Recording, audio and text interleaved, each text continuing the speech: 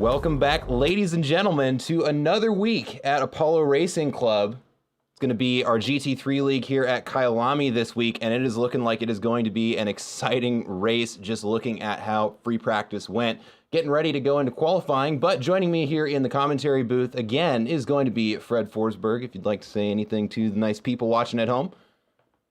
Yeah, hello, and thanks for having me again. Hopefully I can chime in with some wise words while you're doing the play-by-play. Yes, sir. Want to quick apologize to everybody. Last week I was unable to make it here, had a couple of things blow up at work. Hopefully that doesn't turn out to be the norm, but we are back here again for this week. Hey, you got a shout out in chat from Ben Cam Sport. Fred, you madman, it is 3 a.m. You're not wrong about that. All right, so let me... Hello, Ben. let me get the game ready to go here. Let's go ahead and take a look as we're getting ready to start qualifying here. Again, we do a split qualifying here at Apollo Racing Club, so we're going to let our pro drivers, or split ones, go ahead and head on out first. Right now, we're just going to be watching the... I think it's watching them start first. their laps, and then, yeah, hold on one second. There should be sound, and I've lost the ability to give it sound, apparently. One sec, folks, having a little bit of technical difficulties here. Here we are. There, all right, now we can hear the cars. Okay. Nice. I'm a professional, I know what I'm doing. I think Split 2 is out and running right now. Is it Split 2 first? That's right, yep, I had it backwards, so excuse me. Yeah.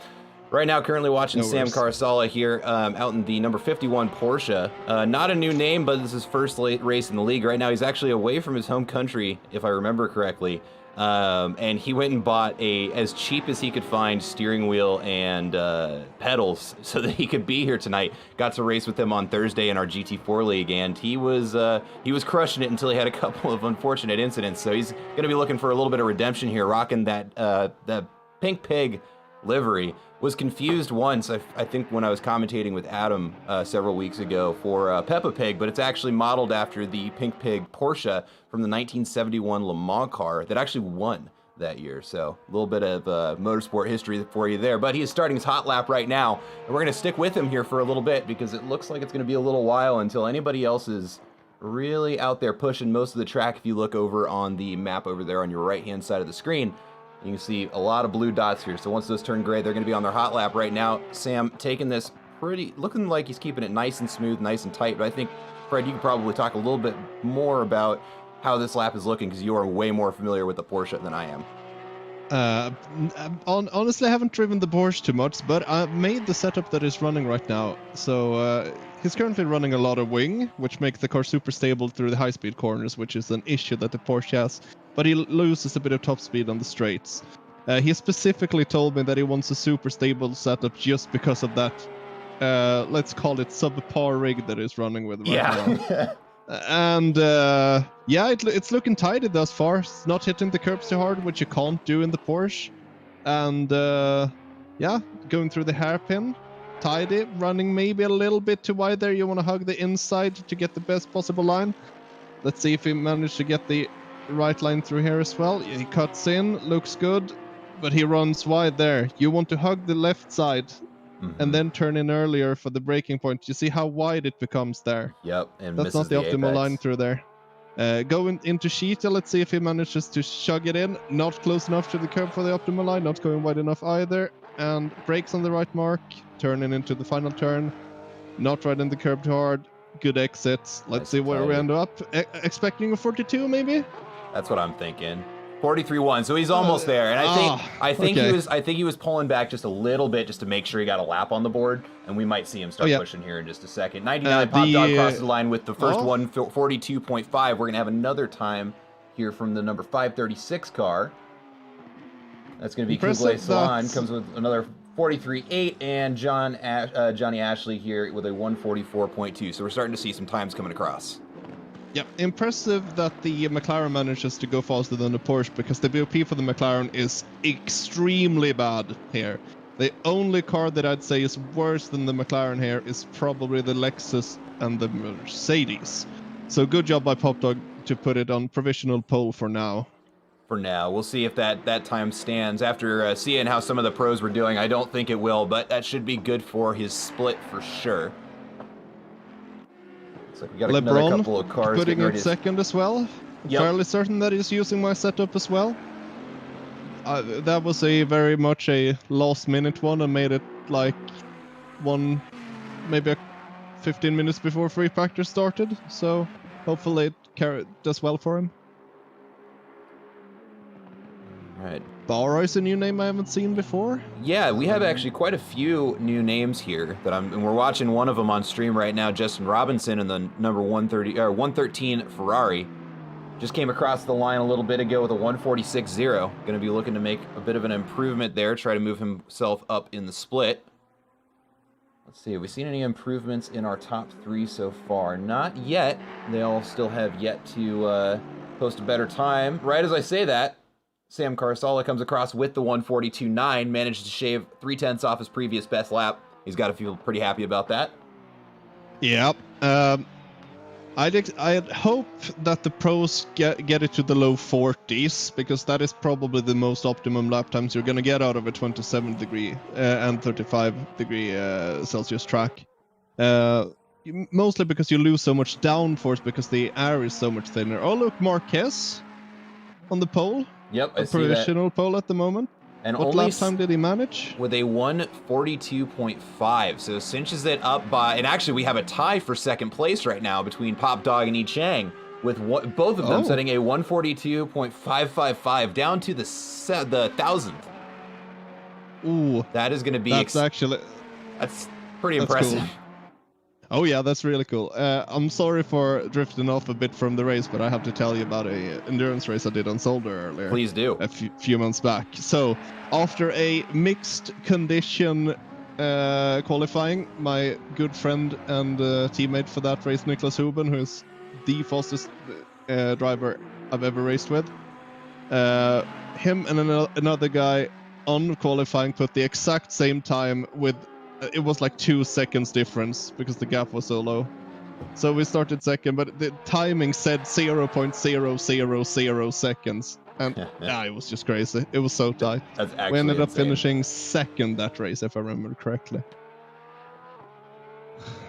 Okay. He did. Okay, I was watching Sam there for a second in that Porsche. And was almost a half second up on the lap and lost it there in the last corner. Let's hop over to Johnny Ashley in the Bentley. Currently about to post a massive improvement if he's able to hang on to it. Looks like he got a little bit of a bad exit there, but it is going to be a 0.2 improvement, it looks like, which is going to be enough to move him up into 9th place. Going to be looking at a top 10 qualifying there. Javier Marquez, our current provisional pole, is getting ready to set an improvement, or did he just do it? Yeah, he just came across and actually shaved off another 0.2, making that gap a little bit wider to the cars behind.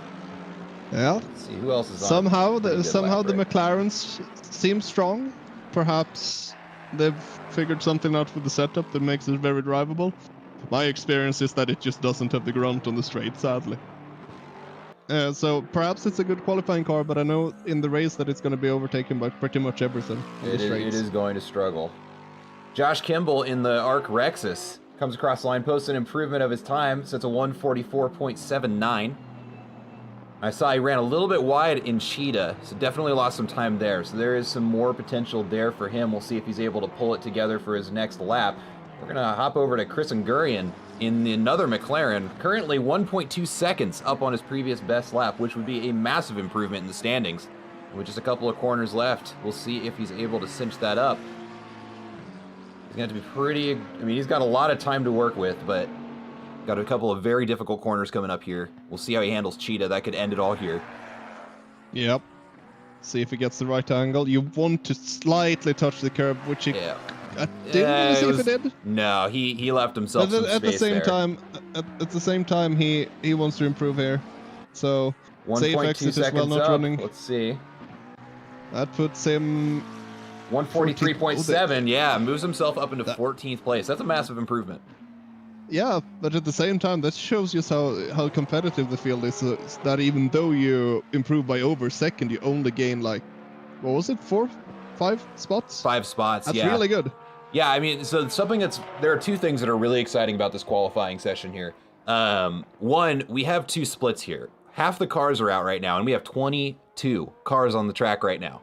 And that's just half of them. So it is a packed field today, which is going to be awesome. But on top of that, we're watching Alan Zhu here. We're going to let him finish his lap, but I'll hop farther up the leaderboard. We can take a look at just how close these times are. It is actually ridiculous. But Alan Zhu about to put in a massive improvement here of almost a second.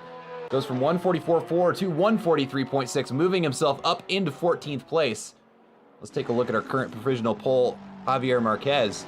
But take a look at those numbers over there on the left-hand side, folks, in orange. The top 10 are just barely outside of 1 second of each other. And we still have two cars tied for third place.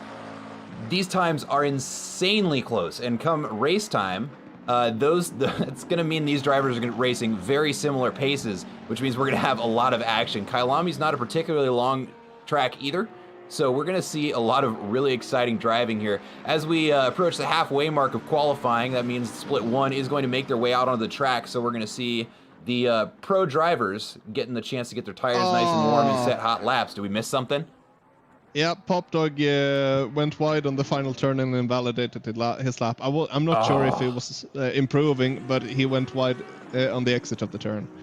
So, as it stands then, in the AM Championship, Marquez, Karasala, Pop Dog, Eric Chang, and Jiang are the top 5, with the only front-engine car being the Bentley, which is interesting. Especially at Kyalami. Yeah, that's good. All right, Dave Grill's going to come across the line. 8th. Mays manages to shave a 10th off at the last second and gains 3 positions as a result. But let's go ahead and hop on with one of our pro drivers. I think I see Andrew Warden out in front of the pack. Oh, I see Niall Drake as well. God, we have 35 cars on the track. This is insanity. Yeah, it's a great track though. Everyone loves to drive this thing. It's one of my favorites. I've done 24-hour race here. I've done an 8-hour race here, and like so many regular races. I love this track. Kyalami is so much fun. It's just got a little bit of everything. It's great. Yeah, Kyalami is amazing. Probably my favorite track as well. It has the technical parts of Sector 1, and you have the high speed, high downforce parts of early Sector 2, and especially the final sector. Yep. Where you need to trust that the car will stick in the high speed. It's just a really good all-round track. Yep. Yeah, I mean, especially through Mineshaft, it's hairy. When you're moving at the speeds these cars are moving at, you really do. You have to, A, get the line right, and B, put a lot of trust that it's going to stick getting around there, because it is real easy to mess that corner up if you're going just a little bit too hard. Oh, yeah. So now we see a bunch of cars running here. Yep. And their laps are... we won't know for a little bit because they need to actually set times before we have anything to compare them against. But we should know here pretty quick. Tommy Cogan's out in front. I'm trying to find where my mouse is. There we are. So let's take a look at him. I've been being good friends with both Tommy and Andrew Warden and Cogan. Cogan is saying that if it's one track that is going to beat Andrew on, it's this one, because this is his bread and butter track. Well, he's been trying the whole season so far, so I would love to see it. I would love to see somebody make Warden sweat a little bit. Oh yeah. I'd like to see it too. I know also that Warden would like to have some competition from time to time, but yeah. let's see how it goes then. Not setting up for the lap, so he's compromising his exit speed. That's interesting. I thought that's something that pros did. But okay, Tommy sets a 41.5, so he's almost 70. Oh, but Warden then does a 41.1. Yep. 4/10. Yeah, right. This is sadly kind of expected, but we'll see. Tommy can still. I'm gonna spit out a couple of times here real quick. Just a bunch came across at the same time. So we've got Lian Key with a 142.5. Daniel Wright with a 142.5. He's behind by just 3 1,000ths of a second. So again, more excitement is yet to come from there. Niall Drake came across with a 142.6. Don Fox 143.1. So we may see some AMs pretty high up in the grid if we don't see some faster pro times coming across here. That could be pretty exciting. Yeah, and I think that's because of the high temps. I don't think the practice server was nearly as hot as this, and therefore the car is just much more slidey. And perhaps that suits the AM drivers a bit more than the pro drivers. Especially when those, well, I mean, when those AM drivers aren't asking nearly as much of their tires, they're going to feel much more in control than the pros would, who are really pushing for every ounce of performance they can get out of these cars. So that temperature is going to be affecting these better drivers a lot more, counterintuitively. Yeah. An optimal lap around here in these temps should be a low 40. So let's see if someone gets close to it. All right, I don't want to say it out loud because commentator's curse might be here, but I really want to see Tommy Kogan put this lap together. He just took Cheetah great. We'll see how he gets through Ingwe here. Yeah, too deep. Too deep. No! It's going to be close. It's going to be close. It's going to be close. It counted. He sets a 141.0, and he takes pole away from Andrew Warden. Let's go, Tommy Kogan. Warden, then? Oh, Warden finished his lap. He finished his lap, and Tommy Kogan boxed him out by 5/100ths. Let's go. Okay, yeah, this is gonna go down to the wire. It's about 2, maybe 3 hot laps left of the qualifying. Depends on how much fuel they have in the car. If I would run my own configuration, I would run out of fuel after this coming lap. So it all depends on how much they've fueled. All right. Ice 10 might have something to say to our top 5 right now. Currently, he's almost a half second up on the lap coming around Ingwe. And he gains a little bit of time, but he's going to push it out wide. I don't think that is going to be a valid lap, unfortunately. It is... for who? I missed it. He got it. Ice 10 got it. I thought he was way out wide there, but he sets a 142.2, moving himself up into the top 10, with 7th place now belonging to him.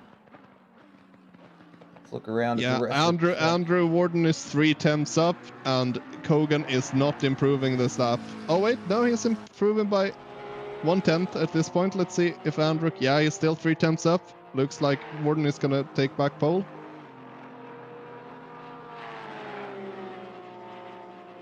Maybe. This is going to be the battle to watch during the race, folks. These are 2 teammates, and we're talking about one of the better known in... That was unfortunate. I think Andrew is still on his lap. It was very close to invalidating, though. But it looks like he's going to improve. Oh, yeah, he's improving by a lot. Oh, my God. Yeah, there's a half second magically. Yeah, he gained like 2.5 temps in the final corner, so he must have blown it earlier. Yeah, that's a competitive time. That's a mid-40. That's a good time. He still needs to shave up about 2 to 4 temps to be super-duper competitive if you want to go in the...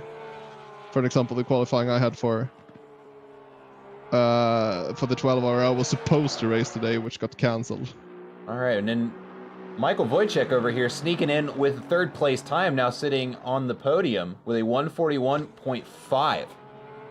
Oh yeah, and the Aston. Everyone knows that the Aston is a really good race car, so he's going to be very good going into the race.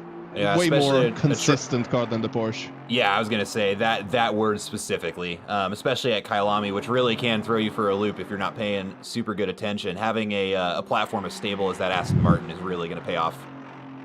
Oh yeah. So from what I can see currently, there is how many AMs? 2? Is it 2 AMs in the top 10? That's what I see right now. Yeah. Yeah. Okay. Because we've got Marquez, who's currently sitting in 7th place, and then Alexandre Alfonso, I believe. No, he's a pro, but Sam Carasala is an AM. Exactly. Yeah, so that is 2 in the top 10, which is hugely exciting. Yeah. Hopefully we can see some upsets there. Where is Cookie? He has not set a lap yet. Oh, that's a good question. What's happened? He is dead lost at this point. Is he on a flying lap right now? He is. He is on his hot lap, so he's going to have to make this one count. Oh, yeah. He can't... Yeah, well, he can technically miss this lap. He goes wide there. Yep.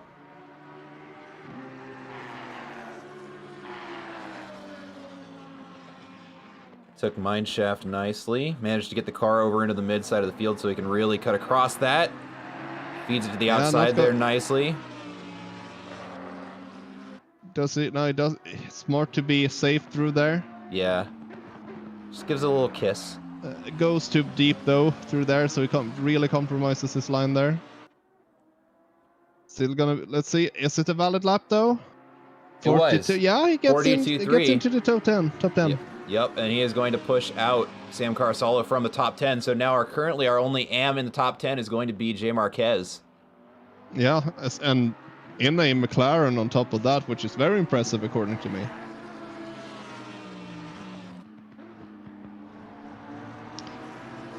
Okay. What else is going on track? Have you Not too much. Something? There's just 8 seconds left here. It looks like Roadside Cookie is going to go for that other lap, and I believe his is the only hot lap with an improvement on the board right now. It looks like actually Ice Tin may have just found a little bit of time, but Roadside Cookie now 6/10 up on the lap. Took Sunset nice there. Ice Tin's going to want to get out of the way here because Roadside Cookie is almost a second up on the lap. And if I were him, I wouldn't... Oh, Ice Tin, we didn't see it on the cameras there. Ice Tin runs wide off the S's. That is going to let Roadside Cookie get a good charge up the hill into the hairpin. 8/10 up. That's going to be a good lap, from what I can tell at this point. Manages to find a little bit more. Oh, good hit. Good hit, didn't go wide either. Yeah, it's going to be a good lap. It's going to be a mid 41. That's going to put him 5th, maybe? Oh, does he Perhaps. go deep? Oh, no. Yeah. No, he just lost a bunch of time, but he didn't invalidate. Yep. That half second he still got, though. Really throws it across Cheetah. We'll see if he can get some time here in Ingwe. That looked wide. Too deep. Oh, no. We'll see if it's valid. I've seen wider be valid today. It is valid. It is valid. He's going to move himself into 8th position. At the last second, he does get that improvement in. So that is going to be our top 10, folks. Andrew Warden, Tommy Kogan, Michael Wojcik, Alessio Meliz, Daniel Wright, Oscar Liu, Liang Qi, Roadside Cookie, Javier Marquez, and Ice Tin. So we do have an amateur in the top 10. That's going to be Javier Marquez. It's going to be an interesting drive to watch out of him. I believe... No, he was at Silverstone. That's not a new name. Yeah. He was at Silverstone, and he had, if I remember correctly, pace, but he had a bunch of accidents. And therefore, he retired quite early, if I remembered correctly. So hopefully, we don't see anything of that going into turn 1, because since it is a high-speed part of the track that goes into a hard braking zone, if people misjudge the distance to the car head and don't really see where the braking zone is, we might see accidents. And since, as our lovely admin said before, that last time they were here, they had 40 cars and they did not have an accident in turn 1, it is bound to happen today. Yeah, I mean, we're always hoping that it doesn't, but the probability is pretty high here. Yeah, lightning doesn't strike twice, sadly. So, although I guess it technically can, but like you get what I mean. It's probably... Hopefully too many cars doesn't get involved, and hopefully it's just some bumping, but it is probably possible that we can see an incident going into turn 1. But let's not hope for that. Yeah, we'll see. I don't know. With this many cars on the grid, and actually right now we're walking through the grid with the stream so we can take a look at all of these beautiful liveries. Most of them custom, done by the drivers themselves.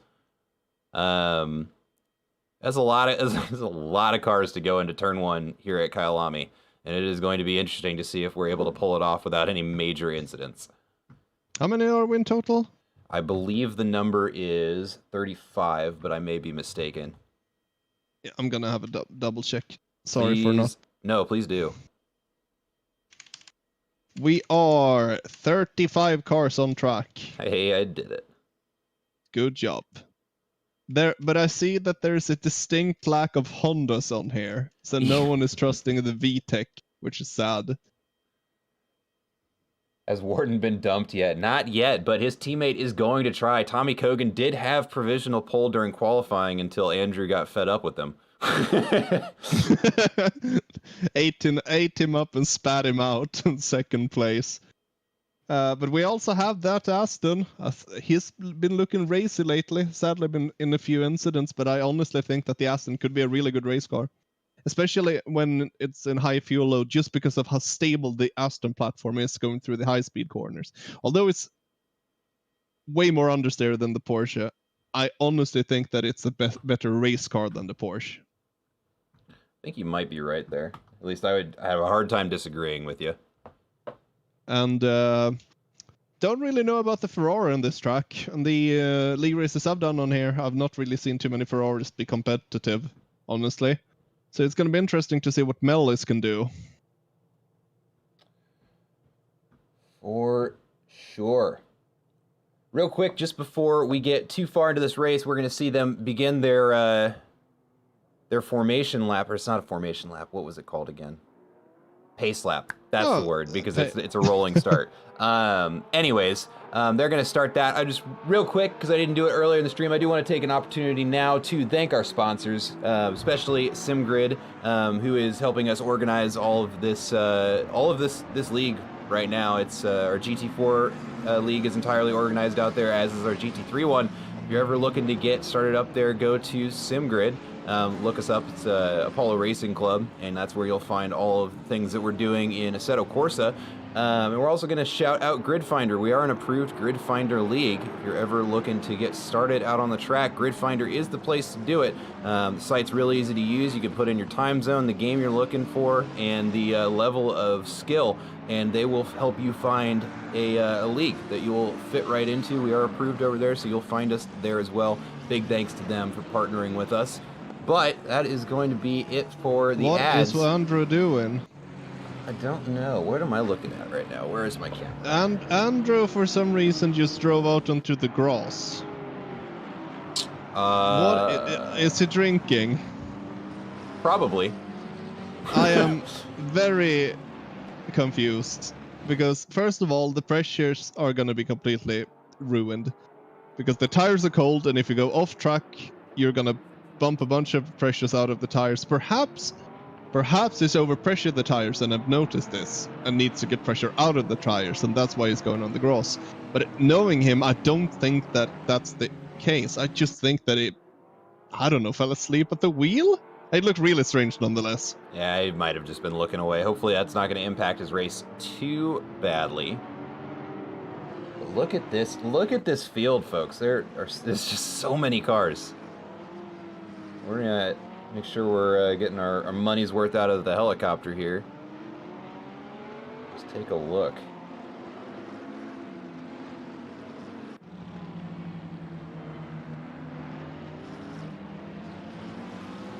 But not too much longer till the race starts here. Just a couple of corners until we get our green lights. Any predictions on how turn 1 is going to look? I want it to be clean, but I sadly think that a few cars might get bumped. Hopefully no one gets spun around and gets their race ruined by like 30 seconds of damage. But hopefully it's clean. And I think the scariest corner is going to be going into Sunset now. Yeah. Just because of how bunched up everyone is, and just the amount of speed you need to carry through there to actually be fast. Yeah, laps not scrub 1 the tires and 2 too much. Are terrifying at Kyalami, just because almost every corner is going to be too wide, and there is not room for 2 cars in a lot of these corners. So it's going to be interesting to see how these drivers do, especially with this many cars in the field. 35 is a pretty big field by any measure, but especially here at Apollo Racing Club. We love to see it. It's going to keep things nice and exciting for us, but that is going to be it. The race is about to start. We will see the green lights here any moment as the cars get up to pace. Andrew Warden will be leading us off, and we will see that green light right about now. There's our green light, and the race is going to begin. Everybody's going to be stomping on the throttle, try to get as much speed as they can coming around the kink, going into the first corner, and we're going to see how clean they're able to keep it up here at the front. Tommy Kogan looks at the outside. Andrew Warden's got the better line here. Looks like he's going to try something on the outside, not quite able to make it happen. Oh, we've got contact. Daniel Wright gets spun around, and we've got an entire mess going on behind us. Looks like Daniel Wright managed to get the car going back in the right direction. The Bentley gets spun around as well. Yeah, the Bentley. I'm trying to get back there in time, folks. We got stuff going.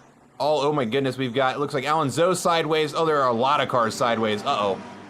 Not a great race start. We've got another yellow flag up there with Roadside Cookie and another, looks like a Ferrari. Oh my goodness. And Vorchek is also gone. What is happening? I can't keep up with it. There's another. There's a Porsche trying to spin himself around. This is a disaster, folks.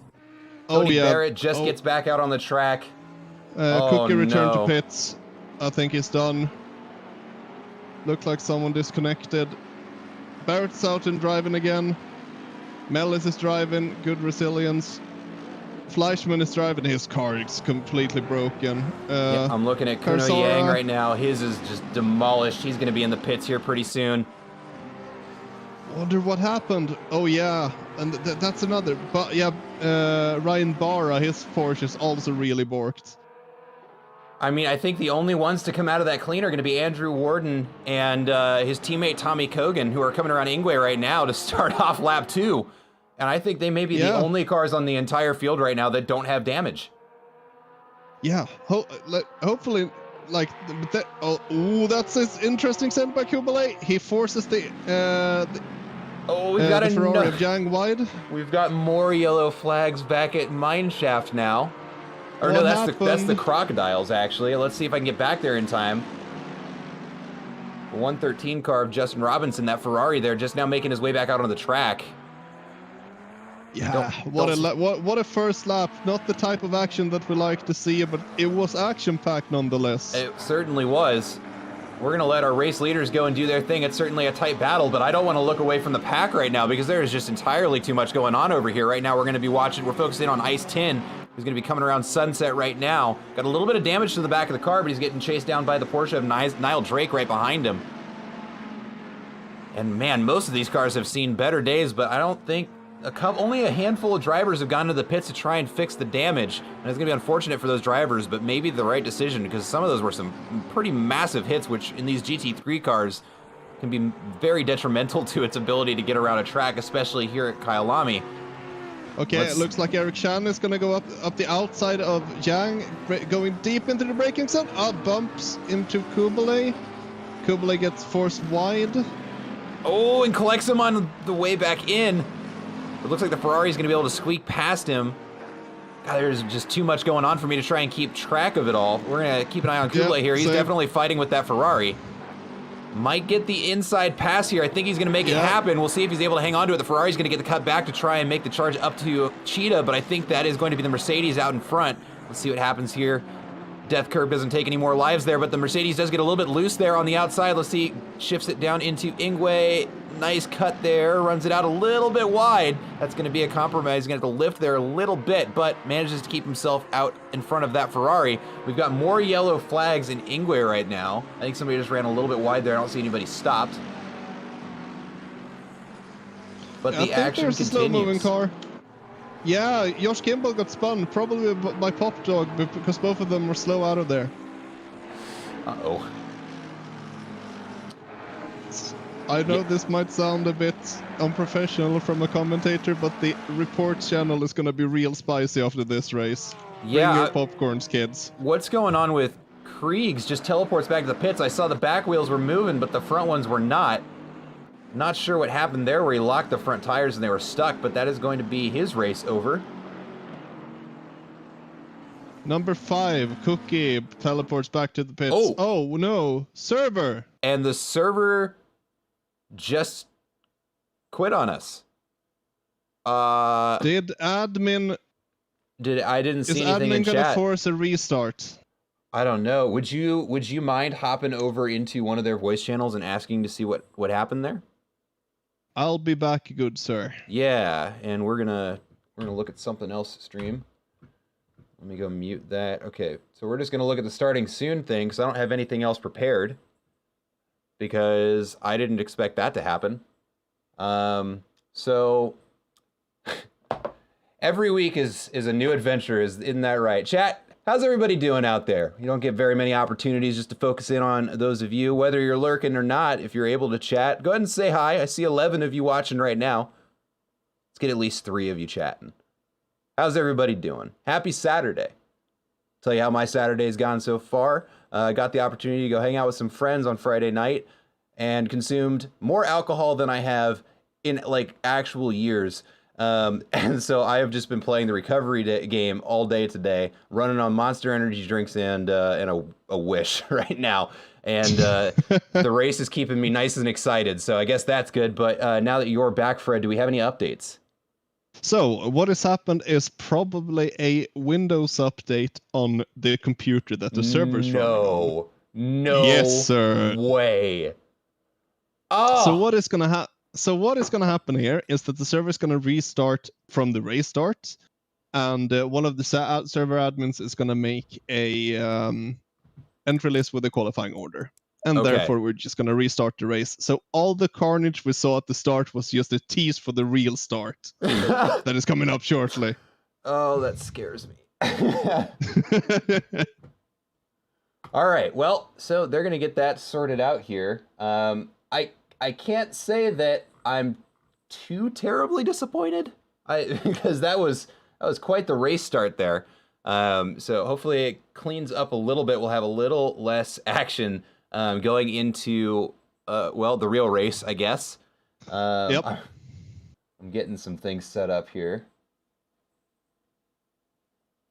I just want to make sure I've got everything prepared for when it comes back up. The broadcaster doesn't exactly like when the server disconnects in the middle of things, so I got to be careful getting that ready to go again. Understood.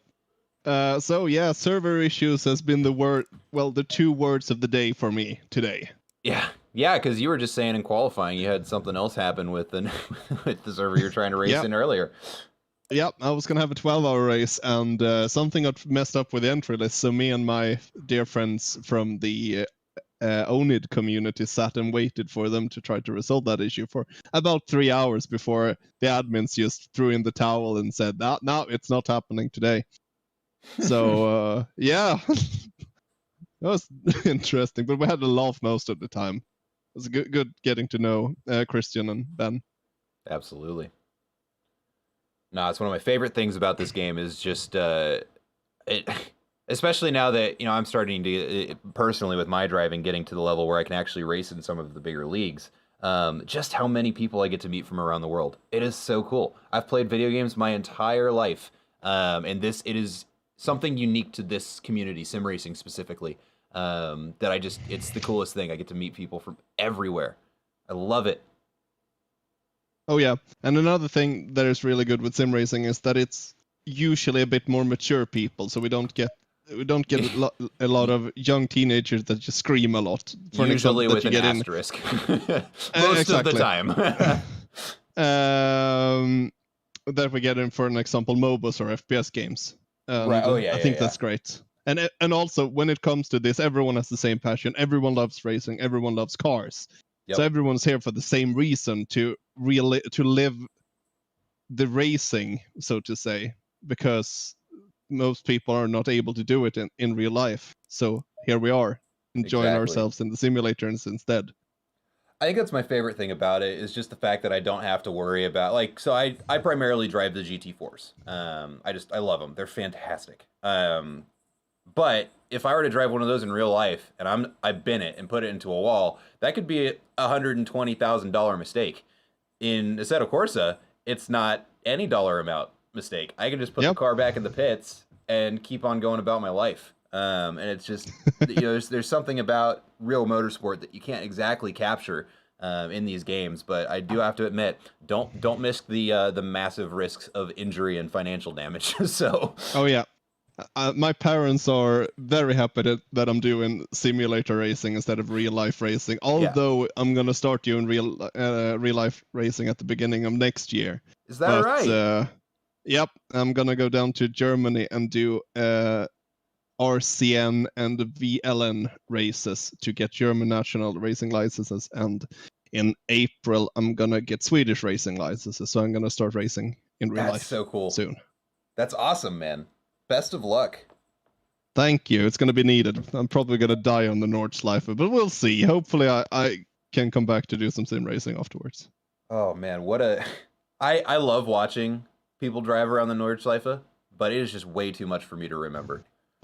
I don't know. I don't know how these test drivers do it. Like when that, what car was it that just did it? That crazy hybrid that just went unbelievably the Porsche 918 hybrid Evo tribute thing or whatever it's called. Yeah, the tractor. I don't know how those drivers remember the track well enough that they're able to sling a car around it so freaking quickly. It blows my mind. Yeah, I think I've driven a few hundred laps on there, but I know that I'm still going to be super cautious the first laps I go around there. Just a real quick update for anybody who's just joining us. We are having a little bit of a server issue right now. Admins are working on getting the server back up and running, so we are just kind of filling time here for a little bit. I keep clicking refresh list, waiting for it to come back, and we don't have it yet. So hopefully we'll have it here in the next couple of minutes. Thanks for sticking around if you have. And if you're just joining us, please stick around. Say something in chat. Love to talk to you. So what kind of cars will you be racing? First, I think if I understood correctly, I'm gonna get to drive the BMW 325i, just a rebuilt track version of that car. So I have like a roll cage and so on in the car, and I'm fairly certain I'm gonna be able to because I'm doing it via racing team. So I'm gonna be able to try and drive a Audi RS TCR Le Mans car. Ooh. So an actual purpose-built race car. So that's going to be really interesting. But when I take the license in Sweden, it's just going to be with my normal road car on a track, because that's how you have to start in Sweden. Yep. That's going to be so much fun. I envy you so much. Bark says nice commentating. Thank you, sir. Always appreciate it. Nice driving out there. Rocking the Pink Pig Porsche. How about you? Have you thought about any real life racing? Oh, all the time. I've wanted to do it for a very, very long time. If I ever do it, it'll be Lemons racing for me. I'd love to do that. That looks so fucking. Oh, sorry for the profanity, but it looks so fun. It really does. Both because I don't have a lot of extra money, so I can't afford to have a car that gets destroyed if I have to pay to repair it very much. But also I love the nature of it. I love working on cars.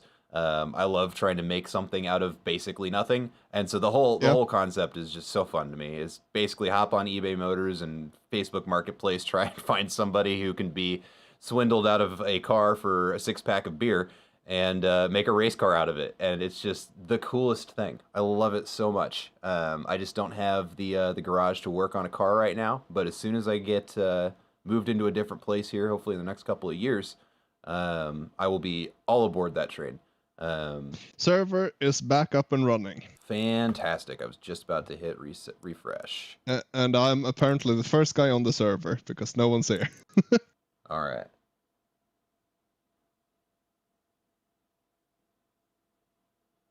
Oh, lost connection. Okay. Yeah. They got the entry list wrong, so they're fixing that right now. Oh, okay. What type of car? Sorry, go ahead. I'm just going to respond to chat. Bark says, I'm so glad you still have that livery on your PC. Dude, okay, so I just looked. I got yelled at by my computer because I have alerts set up whenever the C drive, the root drive of Windows gets too full. And I got that alert today, and it's because I have almost 28 gigabytes of skins in my Assetto Corsa directory. Oh. So, yeah, I can't clean that out because I don't want to get rid of a skin and then not be able to see it on the stream. So I'm going to have to figure something out there. But what were you going to ask me? What type of cars do you like? Like, if you have to pick like a favorite type of car.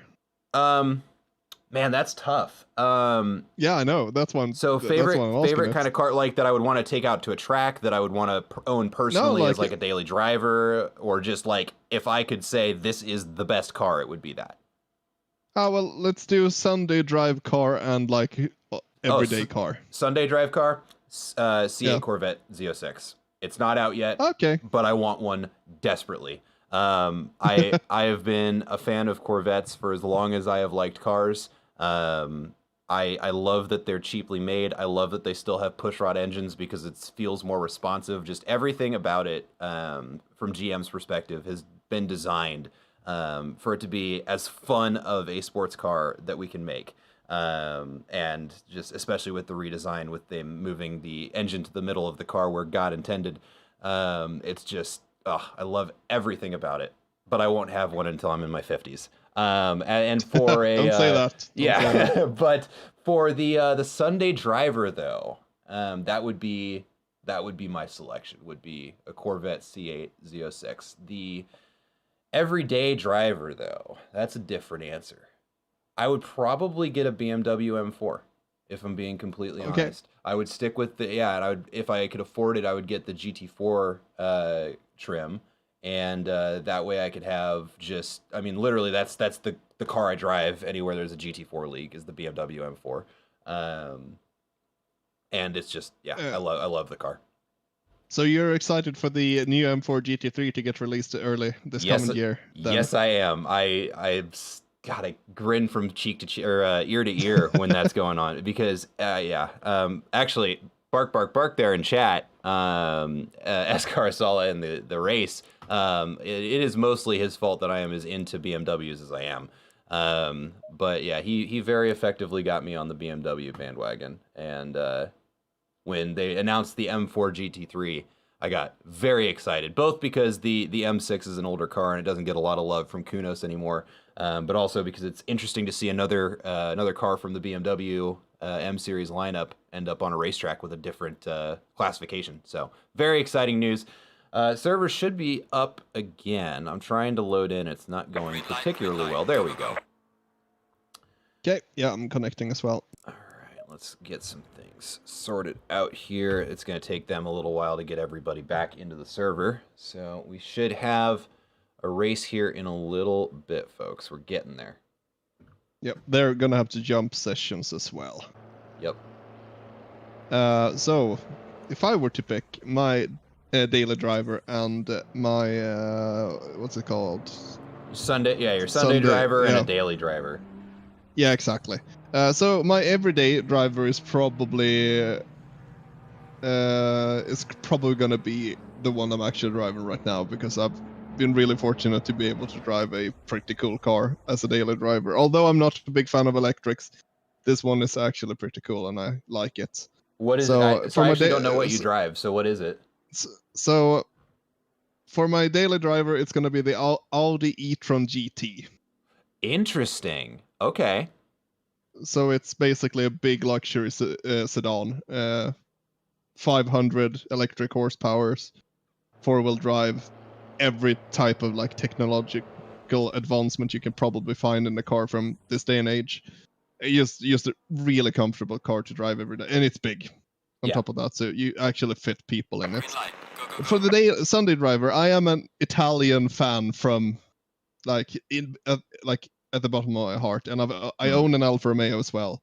Nice. And I own an Alpine. Even better. That's not something you hear a lot of. Alpine though. No, it's a piece of junk. Don't buy one. It's too much shit. It's a French car that just breaks down all the time. It's annoying. Yeah, you can say the same thing about Italian cars though too. I haven't had any issues with my Alfa though, but it's a new gen, so it's probably has something to do with that. That is true. Oh no, the entry list is wrong. Because Craig said close. At the start. And that's not going to play well. Oh god. I know that I'm not showing the game right now stream, but the whole idea of restarting the server was to there it goes again was so that we could it crashed, but we were going to set up the entry list so that the original qualifying order would be the race start order, and the league admin was in first place, and that is not where he qualified, which was not done on purpose, but you gotta laugh about the little admin flex there. But server's getting restarted again. So the good old admin abuse. Yeah, as I said, server restart has been the words of the day for me. Yeah. Wait, did Kriegs get hit? Oh, that's why it got restarted. All right.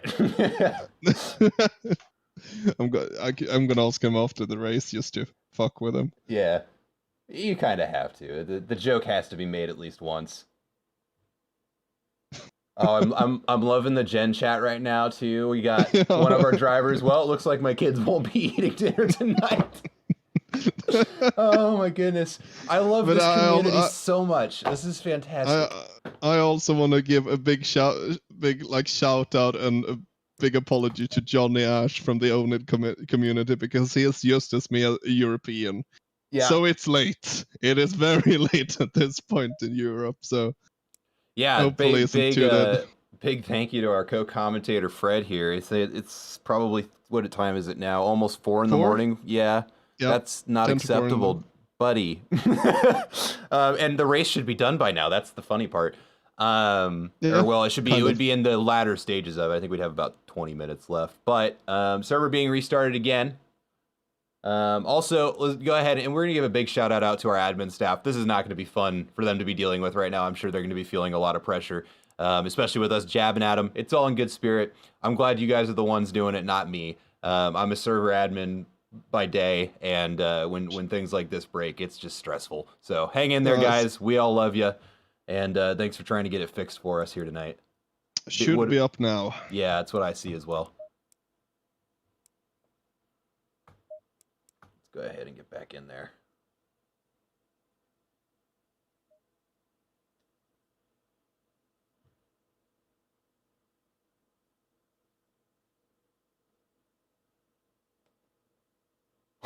All right, the decision has been made that if the entry list is incorrect again, it will be determined by joint order. Go.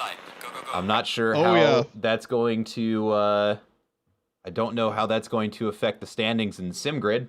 That's going to be interesting to find out. But that is going to be how it's handled. The decision has been made. And that would be such a cool race, because then, for an example, our resident winner, Andrew Warden, is going to start from 17th, which is in the middle of the pack. It will be extraordinarily interesting to see what happens here in the next couple of minutes. We're waiting for everybody to join in right now. We've got 32 of the 35. I think that's as many as we are going to get. I know that some people had to pull out. For an example, Fleischmann won't be able to do the race. Sure, yeah.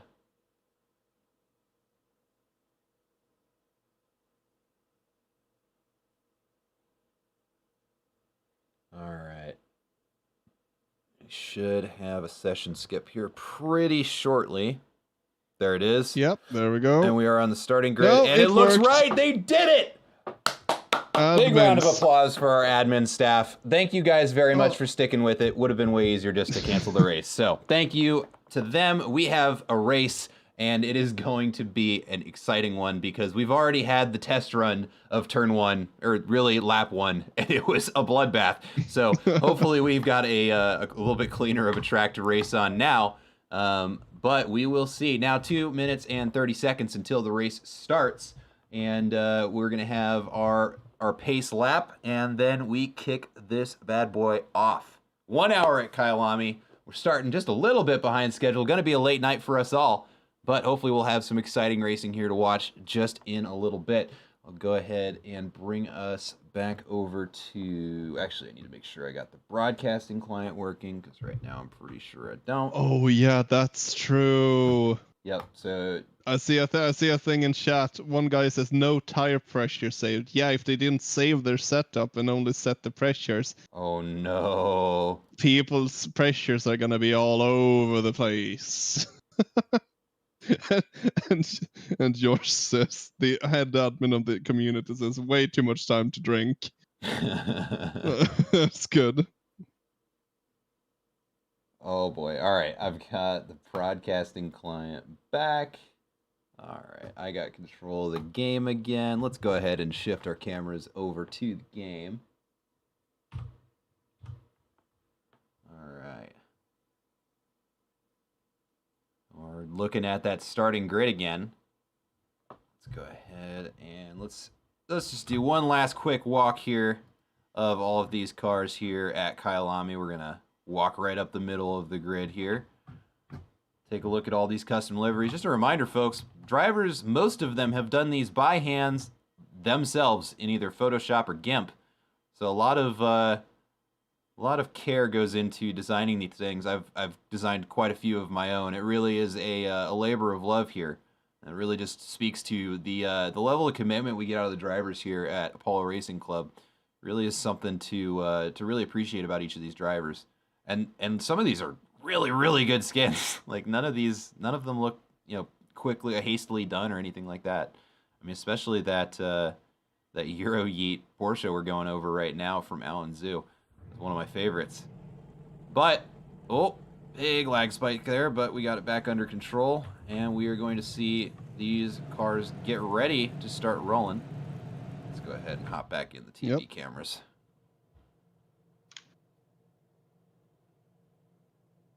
All right. Take 2. First one didn't count. Let's do our pace lap. Let's start this race again. It was all a tease. It was all a tease. It was all a tease. So here we go, pace lap again. Good to see that we have no broken cars at this point. Hopefully we don't have as much carnage this time as last start. The issue with the Kyalami starts is that the track just narrows so much after turn 1. Or, well, technically turn 2. And therefore a bunch of cars just get bunched up and pit maneuvers happen. That's just sadly how the track layout is. Yeah, there's really not much that can be done about it. You go from almost 5 cars wide going down the straight just after the kink, which is technically turn 1, down into the real turn 1, where you can barely fit 2 cars through there, even if you're careful. So it's it really does mess with your head because you think you have more room than you actually do. Gobes has forgotten to pick his setup, so he is driving a default safe setup for the Audi. And therefore, the car is going to be undrivable from previous experience for me. Yeah, that Audi really is it is very aero dependent, and if you have the mechanical grip dial just barely too wrong, it will kill you. That car loves to snap oversteer. At least that's been my experience. It is a very setup dependent car. If you get it wrong, it's just undrivable, honestly. I thankfully have gotten taught how to set up that car by this Niklas Huben guy, who's arguably the fastest Audi driver in the world, so I can just leech setups off of him most of the time. Yeah, it's gonna be very interesting to see how this start goes, though. Hopefully everyone's a bit more cautious this time. I think everybody's going to be more cautious because they just got handed quite the mulligan, and I don't think any of them are going to take it for granted here. Just to remind anybody who's joining us, this is race start the 2nd. We got the race underway, and about 10 minutes into it, what I was told, and we have yet to confirm this, is that the server that was hosting this game server decided it would be a great time to update Windows and restarted itself. And given my profession, I believe it, because I've seen it happen, and it's infuriating. But we've got everything back together after a little bit of shenanigans with the entry list, so we didn't have to run qualifying again. All of the cars are in the order that they originally qualified in, so that is good. And we are just about ready to kick this race off. Finishing up the pace lap right now. Just 2 corners left to go, then we've got a rolling start, and we will be underway with, I don't want to say race 2 because it's not, but race 1, episode 2, kind of. Race start 2. Yeah, race start 2. That's a good way to put it. Okay, let's see if Kogan managed to get a jump on Warden this time. They were very equal. Yeah, they were right on top of each other at race start. Considering the gap in their qualifying paces, it was definitely, that would have been encouraging for Kogan to see who was hanging right on top of his teammate there, because Andrew Warden is quick. Yeah, the thing is, especially with the Porsche, is that it's impossible to overtake with that car because you just don't have the straight line speed. So once you get stuck behind someone, it is incredibly hard to get past. All right, and green. We've got the race underway, and actually it does look like Tommy Kogan is able to get out in front of Andrew Warden. Am I seeing that correctly? No, I'm not. Okay, so no, he's going to try on the outside. Yeah. Ooh, Daniel Wright almost gets contact with another McLaren there. We got a car got spun. Oh my God! There's a bit of a pileup going on. It looks like the Bentley got straightened out. The Audi and the Lexus there bouncing off of one another. We've just got a lot going on already. So far, it looks like 1 yellow flag just from a slower car. Look at all those cars rounding barbecue there, managing to keep things nice and clean. Oh, and we've got a Bentley in the wall, and he spun around out onto the track and collects a McLaren, and he's still there in the middle. Oh no, and we've got a massive accident now. With the back of the pack, I can't get back to it in time. Number 7 car, that's what I see of Brandon Gobes now just trying to get the car around. We've got 3 cars now trying to get back out onto the track, and we've got even more yellow flags out in front of us. Number 308 car of Common Cold there. I'm trying to find him in the camera. Well, there's a Ferrari that's decided to get back on the track. Yep, okay, so Eric Chang spun around there on Sunset, is going to make his way back out on the track now. We've got two cars in the pits. Oh Jesus! It just looks like bumper cars. Yeah, this is a bloodbath. I guess no lessons were learned from the first attempt at this race, but that's just how it's going right now. Let's go ahead and hop back over to our race leaders. Tommy Kogan, Andrew Warden, and Michael Wojciech has actually joined the battle there for first place. Looks like Tommy Kogan got a little bit loose there on the exit of Ingwe and is going to lose some time to Andrew Warden, but that does mean that Michael Wojciech is going to have a look at him going into turn 1. He could go for the late break dive bomb here. Looks like he's going to think wisely and think otherwise of doing that. It's a risky spot to do it. Ooh, that Porsche runs a little bit wide there on the exit of turn 2, but manages to get it nice and composed coming up into barbecue. Hard under the brakes. Gets the nice kiss on the curb there, and that Aston Martin is not going to let him relax even for a second. Staying right there in the draft, getting ready to come up into sunset. That is just nearly impossible to pass in this corner, but it looks like he is going to close up on him just a little bit, maybe have a shot at it here in Clubhouse. They're going to keep it nice and clean. I think it's the straight line grunt of the Aston is just very, very impressive. Especially if he's, I don't know if you know what Tommy Kogan's running with the setup today, but if he's running high wing like we were talking about earlier with Sam, that could really be hurting him if he really actually needs that extra top line speed. Running that extra wing is going to slow him down in the straights, and that Aston definitely has the advantage regardless of setup. And that might be enough to where if the Aston's able to just hang in there and just keep the tires nice, maybe go for an undercut, there's a lot of options that open up for a potential second place finish for that Aston Martin. I'm looking at the map for any other close battles, and actually there are a whole bunch of them. We're going to hop over to Ice 10 here. Who's currently fighting his way around the crocodiles, going too wide through there with a Ferrari. He's hanging onto that outside line. He's going to come up into Cheetah here, and that is a scary corner to try and do too wide. Looks like the Ferrari backed off a little bit and let the McLaren go through there first. That's going to be a successful pass for him as he comes through Ingwe now to go down into turn 1. And the race continues. Not a ton of separation in the packs yet either, but I'm going to hop over to Andrew Warden because he's got a teammate right on top of him. It looked like, was it within a tenth of him? But that may have just been the splits being funny because now he's quite a bit ahead. The first back markers are appearing, so the people that were repairing, they are getting out on track again.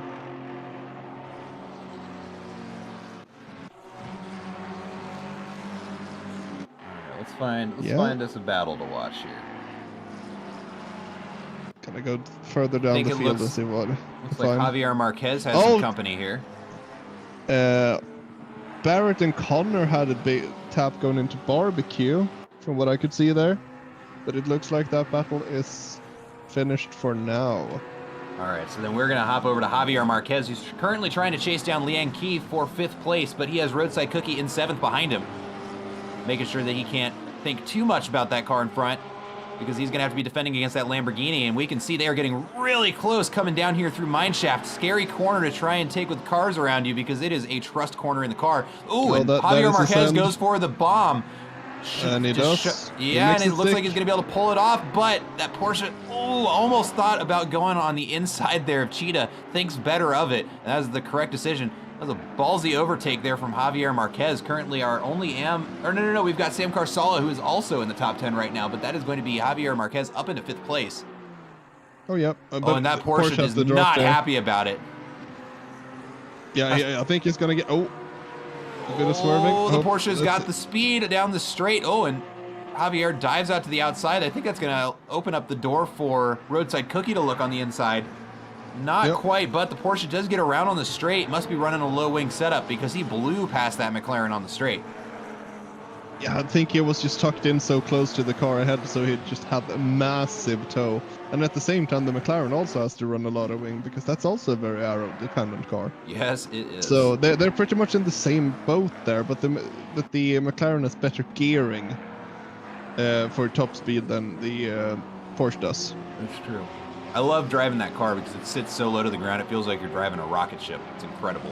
It feels like it's going so much faster than it is. It just makes it so fun to drive. I'm not a big fan of the steering. I think it's too spongy for me, but it's mostly because you can't run a lot of caster on the setups. Therefore, it's just soft. which is not to my liking.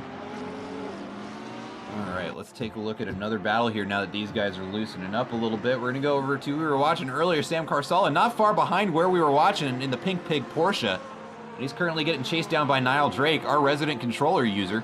Both of them in a Porsche. A lot of Porsches on the field today. A lot of Porsches and a lot of McLarens, actually. I've said this from day one, and I'm actually very impressed at how fast Niall is with that controller. But at the same time, his tire wear must be incredibly high, just because of the full steering lock in every corner. Yeah, I don't know. I'm impressed. I can't say anything else. I'm just very impressed. It blows me away. That he's managing to keep pace. Does irritate me a little bit because even with a controller, which has got to be the largest handicap you could give somebody in this game, he is still significantly faster than me. That's just a big F, if I can say so myself. As much as I love this game, I am not naturally talented. I really got to work at it. Yeah, and it actually looks like Niall is sort of catching Sam a bit, but I might be wrong. That does appear to be the case. Sam's car should be a bit faster for this section just because of the more wing that is running. Mm-hmm. But it also comes down to driving. If Niall is just able to somehow crank out better lines with the controller, he is going to stay close to him. Well, and it's interesting we talk about giving yourself a handicap with Niall because we also know that Sam is running a very suboptimal setup with his controller scheme right now. He went out and intentionally purchased the cheapest equipment that he could. And so for all we know, the force feedback is being done with a spring and a piece of yarn, and the pedals, I've raced with them on Thursday, and he did kick them across the room at least once during the race. So we'll see how he's able to do for the rest of the race here, but it does look like he's growing a little bit of gap to Niall Drake behind. And the battle we were watching a little bit earlier with Javier Marquez, Roadside Cookie, and Leanne Key is loosening up a little bit. So let's take a look farther back in the field here. We got a little bit of a battle for 15th forming up behind Ryan Barra in the 213 car, but we're going to follow Pop Dog in the Marlboro McLaren there. It's nice to see the old F1 liveries making their way out on the track. Always nice to see, but looks like we've got the order right now is McLaren, Porsche, Ferrari, Porsche, Porsche, McLaren. And then another Ferrari. And then another Porsche. But we're going to be watching these four for a little bit because they are going to be right on top of each other coming down into turn one. None of them really close enough to try anything, but come barbecue, you never know. If they get the better exit, might be able to jump somebody on the inside here. We know that Porsche is going to be looking at it. I don't think he's close enough to make it happen, though. No, but that Porsche is definitely thinking about the Ferrari right behind him, though. Especially coming down into here where that Ferrari's got the legs.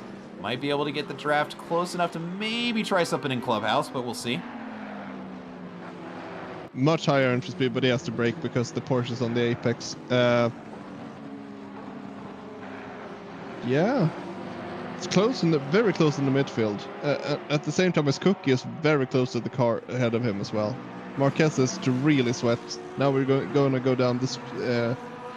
the back straight going into what was it called? Mineshaft? Yeah, Mineshaft's the fast downhill bit. And it goes into the crocodiles. Exactly. Going through. Yeah. Looks like Cookie had a bad exit and therefore he won't be able to go for a launch on Marquez in this corner. But the fight's still going on. Sam's starting to catch up, and that's a track limit warning for Cookie. He definitely went wide there. For sure. It might be no time gained, but we'll see. Runs a little bit wide there on Cheetah as well. Hopefully he didn't just pick up two. But manages to get it back under control before he comes around Ingwe there, so that's good to see. Let's go ahead and hop back a little bit here. I thought I saw a little bit of a battle forming farther back in the pack, but it may have just been the splits being funny. But let's see here. Yeah. Looks like we've got a battle for 11th forming up behind Daniel Wright here. Something must have happened because ordinarily he's one of our top 5 finishers here. So got any damage to the car? Doesn't look like it. May have just gotten stuck behind some frustrating traffic, and looking at the number of cars behind him, that might be the case. We'll see if he's able to start pulling away. What could have also happened is he perhaps got caught up in some scrap in the beginning of the race, and then the McLaren's BOP is just not favorable here. Right. So he's not going to have the straight line speed to actually overtake people. It's a bit like the McLaren is kind of stuck with the Porsche syndrome Got a for yellow this track. flag for the 99 car. It's gonna be Pop Dog. Oh, yeah. Oh no, facing the wall in Sunset. Not a good place to be either. It is gonna be almost impossible for him to find a window to get out safely. Yep, reverse all the way off the track and wait, please. This is sadly on the Okay, apex, there we though. go. Okay. All right. You're good. All right, gets back on track. Pretty clean. Like to see it. But that's going to be, he's going to have quite the recovery to make here if he's going to salvage the race, and that's assuming he didn't just suffer quite a bit of front aero damage, and we know that McLaren needs it. Looking at it here from the TV cameras, does not look like it's too bad. He might have actually stopped the car before it got to the wall, which would be a blessing, but the tires will definitely have taken a beating there. Let's look for, it looks like Sam, oh no, right as I switched the cameras over, the commentator curse strikes again, and we've got Sam Carsala in the wall over at Ingwe. Not sure what happened there. Looked very interesting to be caught there. Perhaps it touched the grass on the right side of the tractor in the braking point, and therefore it just flung the car rightwards into the wall. That could be the case, sadly.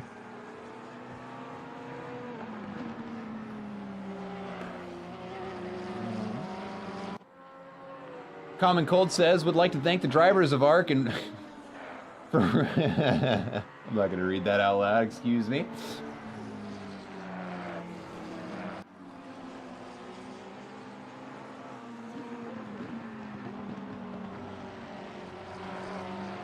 Go ahead and say thanks to the actual league admin for being on top of that one, but let's take a look around the track here, see if we can't find ourselves battle. Looks like Liang Qi is getting a little bit of pressure from Marquez there behind him.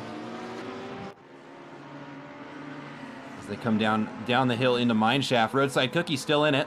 Gonna be fighting for that right now.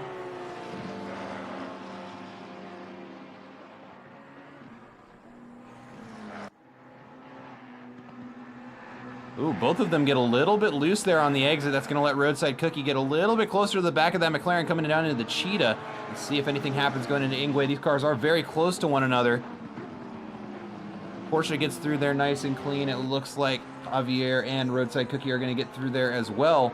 Cookie is definitely going to be wanting to get around that McLaren, though. He is close enough to where he will be getting a little bit of a draft down the straight. We'll see if the Lamborghini has the legs to get around that McLaren. That McLaren is very quick in a straight line, though, and it's slippery, too.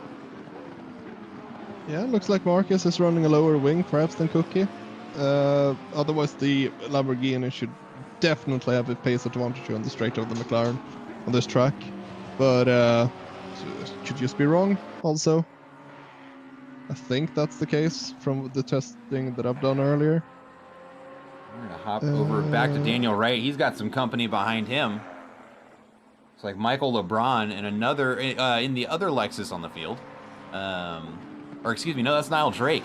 Leaderboard was wrong there for a second. So yeah, we got Niall Drake who's trying to chase down Daniel Wright now. Looks like Wright just overtook Drake. Looks like Drake has a bunch of front arrow damage, judging from how his bumper looks like. Let's take a look here. Let's put him on camera and see here. Yeah, it does look dented up a little bit. It might be the livery throwing us a little bit there, but it does look like he's got some front arrow damage for sure. And looking at how he's struggling to turn in there at the top of the hill, I think that's exactly what's going on. Yep. It also looks like... Sorry, go ahead. Oh, I was going to say, you can really tell because you can see him turn the wheel and then it doesn't do anything and then it lurches a little bit and then it lurches again. He just does not have great control of the front of his car. That's got to not feel great, and especially in the Porsche, which already struggles with understeer. We got something going on? Yeah, this might be the... No, Cookie blew the exit for the straight. I don't think he's going to have it on the straight here. He was super close to the rear of Marquez there, but I don't think he's going to catch him. Gotcha. No, he doesn't. All right, well, the battle for 5th place continues. It is very close there. All within a second of each other. LeBron is overtaking Niall going into T1 as well. So Niall has got to be suffering some pretty significant front damage, and actually we get a really good picture, or a really good look at it there from that camera angle. At this point, he's just basically trying, I'd imagine that he's just trying to get that car around the track for another 3 or so minutes so that he can get in and fix that during the pit window, which is the right decision this close. So a good race also from Kyalami, who has been struggling in the earlier races this season. He's running 12th right here, which is really good. Yeah, especially we saw him get bullied quite a bit at Silverstone. Oh yeah. So it's I don't know what happened at what was the track that came after that? I think it was Mazzano. Couldn't make it for that, but yeah, definitely putting on a good performance here. Currently in 12th, that is striking distance for top 10 if he's able to keep it nice and clean. I believe he qualified a little bit lower on the leaderboard too, so working the way up to the front. Update on our race leader, Andrew Warden. He has pulled away from his teammate Tommy Kogan. Now it looks like 3-4 seconds behind. So as per usual, we're going to see Andrew Warden start to run away with this race. You can see Tommy Kogan fighting as hard as he can to try and get as close as he can, and then back behind them another 6 or so seconds. We've got third place Michael Wojcik. Just making that Aston Martin look nice and composed, and we know that it is one of the easiest cars to get around a track quickly, in my opinion. Battle for 7th is raging on. Looks like Roadside Cookie did manage to get around. Wait, hold on. Excuse me. No, Lian Key was out in front and has been overtaken by both Roadside Cookie and Javier Marquez. So we've got a new lineup here. Yeah, wonder what happened there. Cookie is fairly close to Marquez now. But it's going into sunset, so you can't overtake, but it is still close. Hopefully, runs wide there on the edge of sunset. Manages to not spin the car. It's real easy to do it there. Go through the clubhouse. That's Don Fox, I think. Yeah, and we see Don Fox, number 23 McLaren there, working his way back on the track. And he's going to be backmarker traffic in regards to the folks that we're watching right now. Let's see. It looks like we got another battle forming farther back in the pack between Kuno Yang and Kriegs. It looks like. Is that Kriegs? Yeah, Craig Bray, one of our league admins. Oh, that Ferrari, the front of that Ferrari has seen better days. We're seeing a lot of front end damage. Actually, the sides are pretty scraped up too. He must have had a big collision, whether it was a wall or another car. I think that car was part of the bumping that happened when Common Cold got killed earlier. Gotcha. So he should be having a bit of at least side skirt damage. I don't really know if he bumped anyone going into turn 1 or something like that, but it's possible. Yeah, I mean the hood's. Oh, here comes the Porsche though. Going. Oh, he's gonna try up the inside. They get very close, but he hangs on to it. That Porsche with the damaged aero of that Ferrari just looks like it's stuck to the track like it's glued. But he is going to be able to overtake that Ferrari and run away with it. And right now that Ferrari is just wishing he was 40 seconds farther back on the track, and maybe he would have been able to get into the pit this lap, but he's going to have to send it out around another time before he's able to get in there and try and make that mandatory pit count. Excellent pass there by Craig Bray. Yep. Looks like Niall Drake has got some company again from who we were just talking to, Kublai in the Mercedes. A lot of our quicker drivers really suffering from aero damage after a messy start of the race. Kublai is having fun with reality right now, kind of warping through dimensions, but it looks like he's gotten that sorted out. Oh, maybe not. Is he driving from Germany? I believe so. I believe so. I mean, he's repping the German flag, and he's driving a Mercedes. So I would assume that is the case, but I don't know. Oh, was that contact or lag?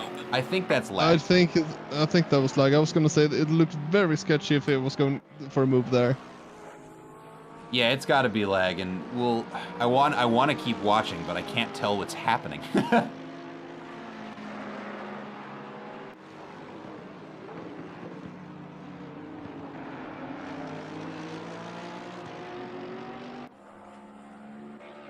See, the battle for 5th is still going strong.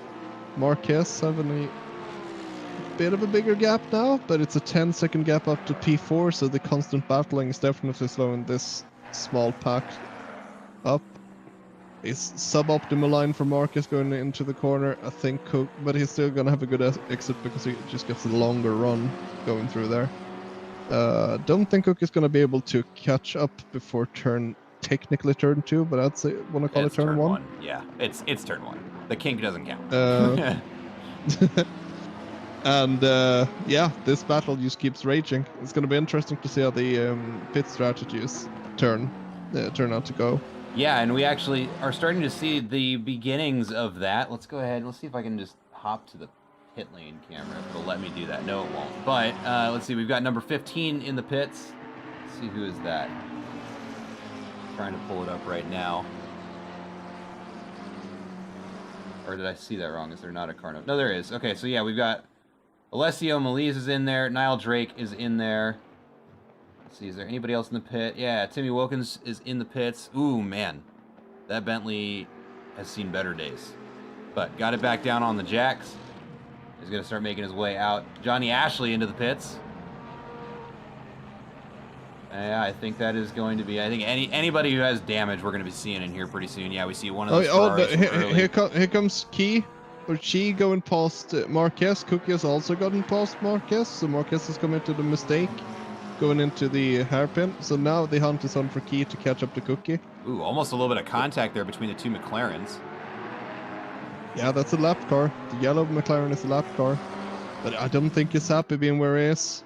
I feel like the cars ahead of him is slowing him down from what I can see. Well, you're going to put he's going into the pits though. There, yep. Wonder why he was running so far back when his pace was good. I'm not sure. Roadside Cookie really pulling away. But also entering into the fray is Daniel Wright. Has worked his way back up the field just like I expected that he would in that Blue Devil Racing McLaren. Yeah, he's running in the solid low 42s or mid 42s. It's going to get him up the pace because the cars ahead of him is running sort of like high 42s, low 43s. Cookie is currently running in the high 42s, but he also made a pass this lap, or the last lap, so you can't really count it towards anything.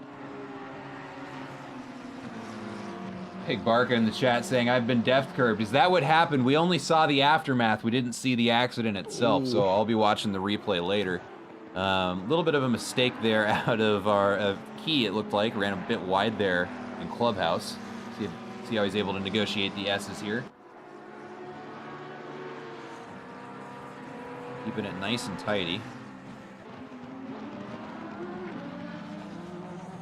Misses the apex there a little bit. McLaren got the better line. We'll see if that's going to help him going down the hill into Mineshaft.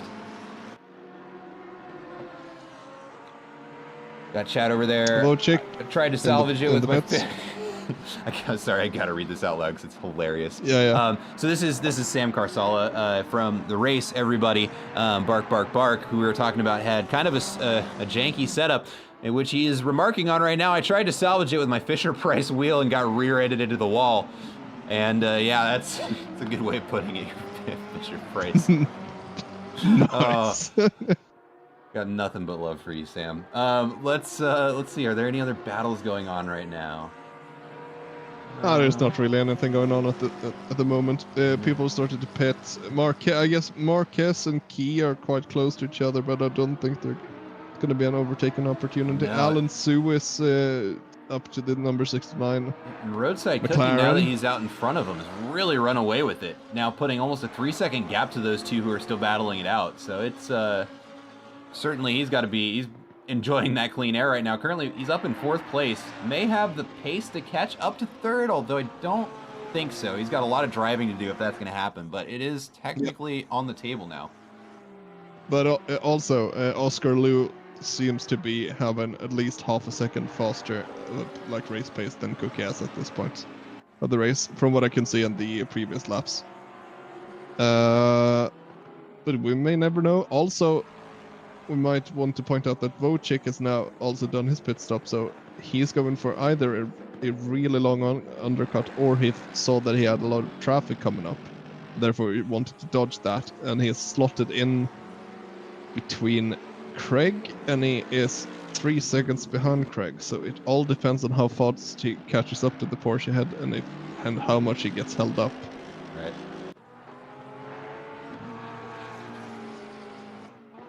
Thought I saw a small gap with Andrew Warden, but that's just him passing some lapped traffic, so nothing out of the ordinary to see there. Let's hop over to the number 15 car. It looks like they've got some company. That's going to be the Ferrari of Alessio Melise. Maybe that's not such a small gap, but he's got, looks like Niall Drake behind him. fresh out of the pits. Hopefully with a little less damage. We'll see when the camera shifts around. We'll see if that pace improves. He really was struggling. It was almost a second down on his pace. Yeah, he's got that cleaned up now. So with the new restored front aero, probably going to have a much easier time trying to get that Porsche around. Especially considering, again, the man is driving with a controller, folks. Yep. Wright has also done his pit stop early, so he's going to try to go for a longer second stint. We've got the Apollo Racing Club in chat. I was tilted after race 1 chaos and then that happening. Yeah, I'm not surprised by the amount of DNFs that just came out in the first couple of laps there. Most of them, the frustration is justified. Exia GTF1, hello everyone, hello you. How are you? Welcome to our race here at Kyalami, just about the halfway mark. It has been an exciting evening over here. We've had 2 race starts, and we're now on race 1, attempt number 2. It is going moderately better, not much better, just as much carnage. It has been a bloodbath here in South Africa, and hopefully they're spaced out enough to where we're through it. But yeah, there's been a lot of exciting races. Yep, I was part of the lap 1 DNF. Oh, I'm sorry about that. Thoughts and prayers. Thoughts and prayers. Were you part of both the lap 1 DNFs? Because we had a lot of damage on the first race start as well. We have a bit of a battle starting to form between Marquez and Ice Tin, both of them in McLarens, both of them electing not to serve their pit stops here, and they are right on top of each other coming down into turn 1. Looks like Ice Tin wanted to try something on the inside and thought better of it. He's going to take that outside line, maybe try to line something up coming up into Barbecue, but I don't think he's close enough to try and make that move happen, so he's going to have to try something in Sunset. That is going to be the battle to watch here. Ooh, big mistake out of Marquez here. That's going to be it. That's going to be it. Yeah, he's going to lose a lot of speed there. Tries to slot back in, try and get the draft coming back around Cheetah. Maybe make a little bit of a recovery here, but that is going to be an easy pass for Ice Tin for 5th place. Yep, very much. Good pass. Good pass. And it was fairly safe also because Marquez had such slower speed going on one of the fastest part of the track. So, yeah, good job by Ice Tin, keeping it clean. And it really can be sketchy passing on that straight leading up into Sunset because that gravel is real unpredictable. Sometimes it spins the car around, sometimes it just stops you dead in your tracks. It looks like the better of the two was what happened this time. Spin. We have a spin Niall where? Drake, oh no, he saved it. He almost died in Cheetah, but no, do we have a spin? I'm a bit confused what's going on actually. No, we're good. Okay. We're good. Right as I find his name on the broadcaster. So we missed all of that.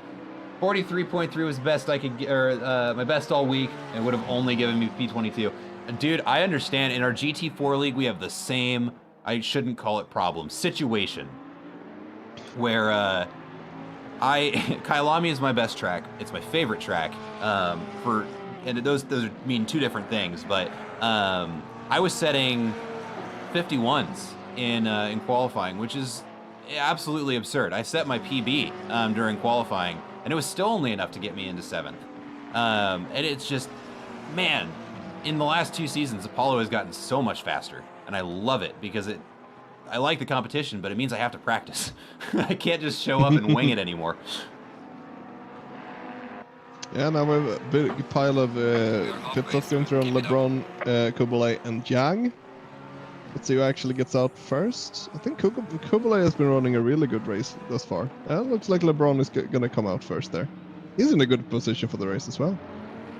Yep. Hopped over to the Bentley of Timmy Wilkins there. It looks like he got tied up there in some faster traffic. Yeah, I see the blue flag. So the My Ordinary Bentley letting some other cars through there. My quality was so bad today I couldn't do a single lap without mistakes. My sum of best sectors was 0.6 faster. Oh, that hurts. I know that feeling too. Let's see, is that Niall Drake out in front there? I see. Is he battling for position with either of these cars? Let's see, it's 15 out in front of him for position. That's not the McLaren.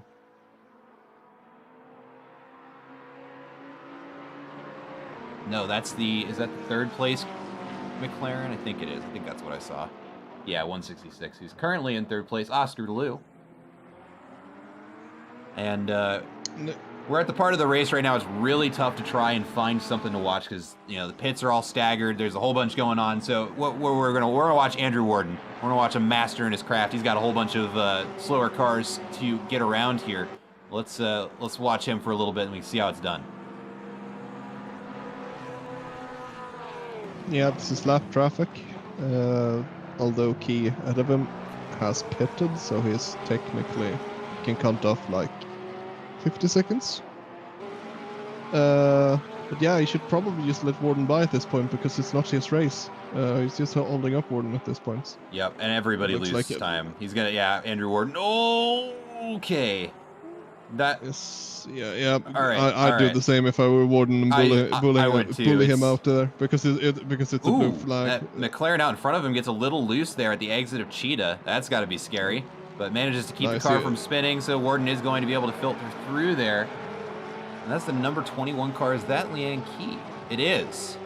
Yep, he has served his pit stop. So now Warden is between 40 and 50 seconds ahead of him.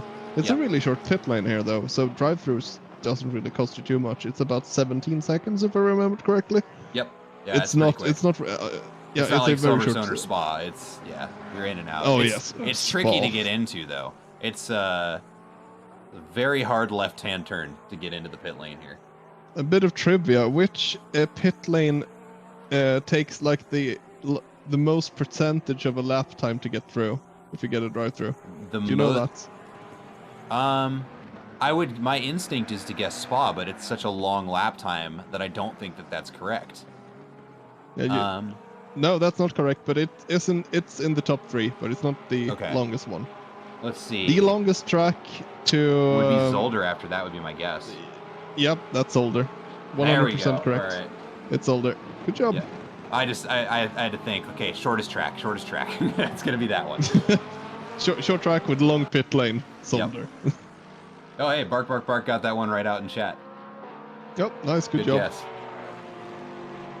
All right, let's see. Who all still has pit to serve here? So we've got our top 4 right now. So Andrew Warden, Tommy Kogan, Oscar Liu, Ice Tin, all still have mandatory pit stops to serve. They got 6 minutes and 20 seconds to do so. Ooh, Warden runs a little wide there. Oh, no. He's on his way into the pits. All right, now it all makes sense. So he's going to go get that taken care of. Looks like, Tommy Kogan's going to come in as well. We'll see if Oscar makes the same decision. He's a couple corners back coming through the crocodiles right now. We'll see if they decide to make their way in there. In the Team Macau McLaren. That is not the line to enter the pit, so they're going to continue out. See what Ice Tin is thinking. He's coming through crocodiles right now. Cameraman doesn't know what he's looking at. I'd say where Wojcik ends up, because he was running P3. He was. And he's had clean air for most of this time, too, so it might be a successful undercut for him. We'll see if he's able to get into that top 3 I think it's going to be rough, though, because they've been in the pit for quite some time, and he's just going down through Mineshaft. Going into Crocodile, going into Cheetah. Kogan finished. Yeah, it's not going to be close. Okay. It's not going to be close at all because Kogan leaves the pit there, and it's going to be P3. It's going to be P3. It is because Lou and Ice Tin still have pits to serve. Yeah, exactly. It's net P3. So that's fine. That's still a really good result to finish on. So should be happy with that. So that is going to help him out a little bit, but let's see. Let's start looking around the field here because we should start having more battles for position. Excuse me, I've got the hiccups.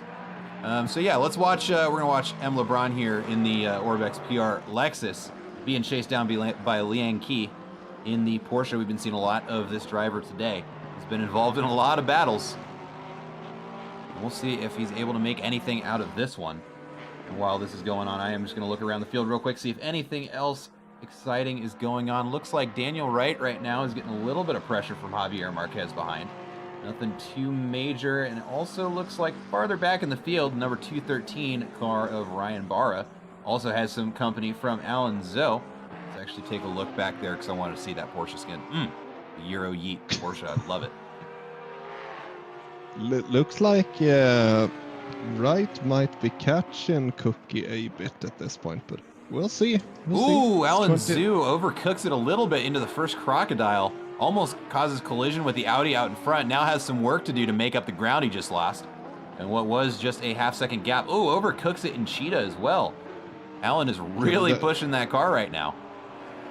Ah, but it doesn't overcook it into the final corner, which is important because the exit is for the longest straight on the track. So yeah, and especially trying to chase down an Audi that he needs every help he can get. Oh yeah, the Audi's V10 is much more superior to the Porsche engine, the 6. Naturally aspirated flat 6. Hanging off the rear axle of the car. is the race car naturally aspirated? I just learned this recently. Yes, and actually the gentleman who can correct me is in chat right now, so please do. Okay. But my understanding is that yeah, it is a naturally aspirated engine. Okay, cool. I didn't know that. I was corrected on that the other day. We've got a group chat where we talk all things motorsport, and he threw out a Nordschleife lap, and I was remarking just it was crazy how the turbo is just the loudest thing in the car, like the engine becomes the quiet thing. And he was telling me it was actually the gearbox. It is, yeah, and he just confirmed it. It's a naturally aspirated flat 6. The loudest thing inside that car is actually the gearbox, because they're straight cut gears instead of helical, and so they just make a ton more noise. So there's a little Porsche trivia for you, folks. Yeah, I did not know that. I learn something new every day. Let's take a look. Let's see. Oh, Niall Drake looked like he had some company, but that's just the ACC splits being funny. Let's see. Look around here. Does Wojciech have some company? Now? He does not. That is not a competing car there. Yep, Eiston in the pits. That just means that we've got Oscar Liu right now, the only car that still has a pit to serve. And where are they on the track? 166. Oh, he's spinning. He cooked it into sunset. Oh, no. Well, he's going to be pitting now. Oh, yeah, he must be pitting, but that actually throws a spanner into the works for him. That's not good at all. Indeed, and it does not look like he suffered any damage, but definitely roasted what was left of those tires. Now Niall Drake right on his rear bumper there. Yeah, Niall should not do anything dumb here. No. He knows that he knows he has to pit this. God, and you can see it, man. Those tires are at the edge of their life there. Oh, but Niall's looking up the inside. He is going to take it. I think the McLaren just kind of let that one happen because I wouldn't have done that if I was Niall, though. I was not, according to me, not a good move. It was risky. Yeah, no point of doing it since he has to pit at the end of this lap anyway. Watch the rears of this McLaren. You can tell they are just struggling to get grip. The other thing I'm noticing about that McLaren, it is very high up off the ground. Is it just me? Yeah, it looks a bit higher. Probably doing that so at the later stages of Sector 2, so he's able to take the curves into the S, whatever those corners are called. It's called the S's. Yeah, okay. Because you kind of sometimes want some ride height to be able to take those curves effectively. But I honestly think that you lose too much lap time than the other, like more technical parts. But I shouldn't say anything. I'm not racing here. And no, this is the expert opinion that I've brought you into this commentary box for. You do. Keep it up. But right now on stream, we are watching Craig Bray and Kublai. We've been seeing a little bit of Kublai. We were talking about them earlier in the race. Putting on a very strong performance right now in P11 with maybe a look at P10. Let's see. Where is number 21? Maybe. They'll have to fight for it. But currently under some pressure from Krieg's behind. Yeah, so they're gonna be fighting to hang on to 11th here. 20 minutes left in the race. They've got some driving to do. The race ain't over yet. And the Porsche of Craig Bray there is definitely going to be looking to move themselves up, and he is just right. He is all over that Mercedes right now. And our German driver is turns the wipers on to try and wipe away the sweat. That's not going to help.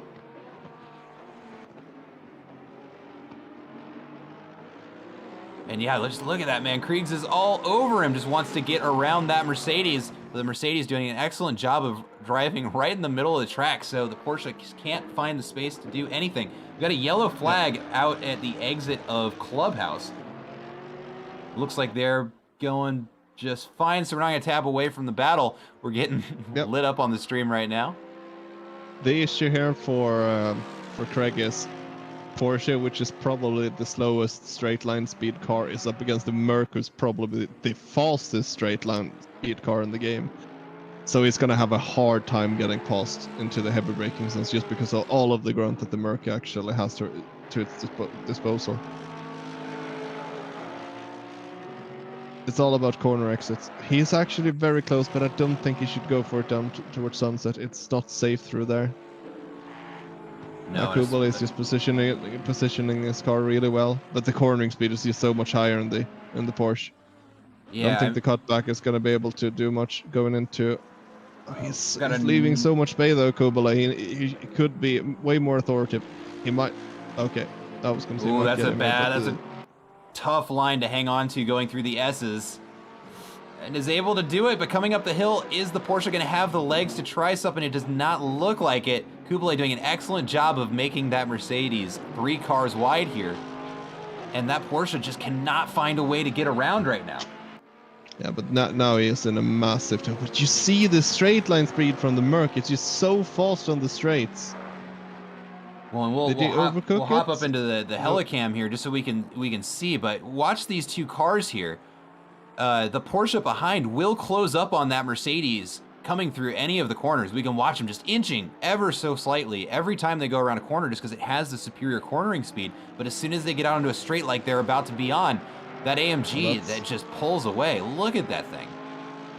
Yeah. Even where the Porsche should have the draft right now, it just can't keep up.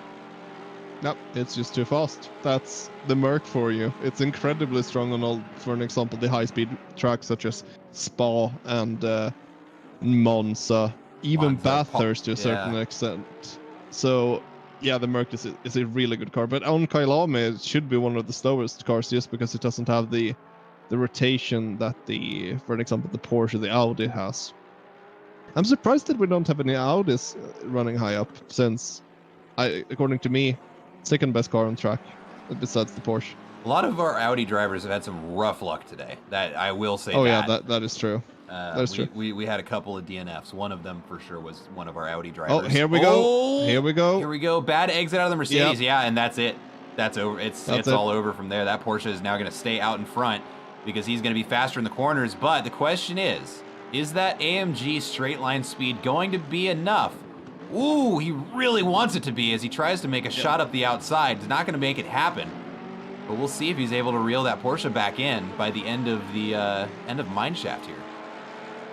Don't think he's close enough, but I could be wrong. I don't really know what the straight line speed difference is between the cars.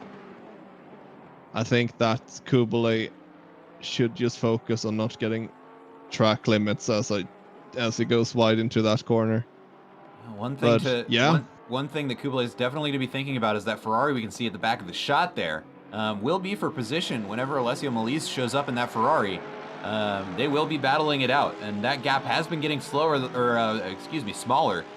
last several laps. So we'll see what happens there. And Ferrari is also a car with a lot of grunt, so it's not as fast as the Merc, but it can definitely go at least as fast in tow. Got another interesting battle starting to unfold between Michael LeBron and Leanne Key for 9th place here. Porsche versus a Lexus, which is another interesting matchup.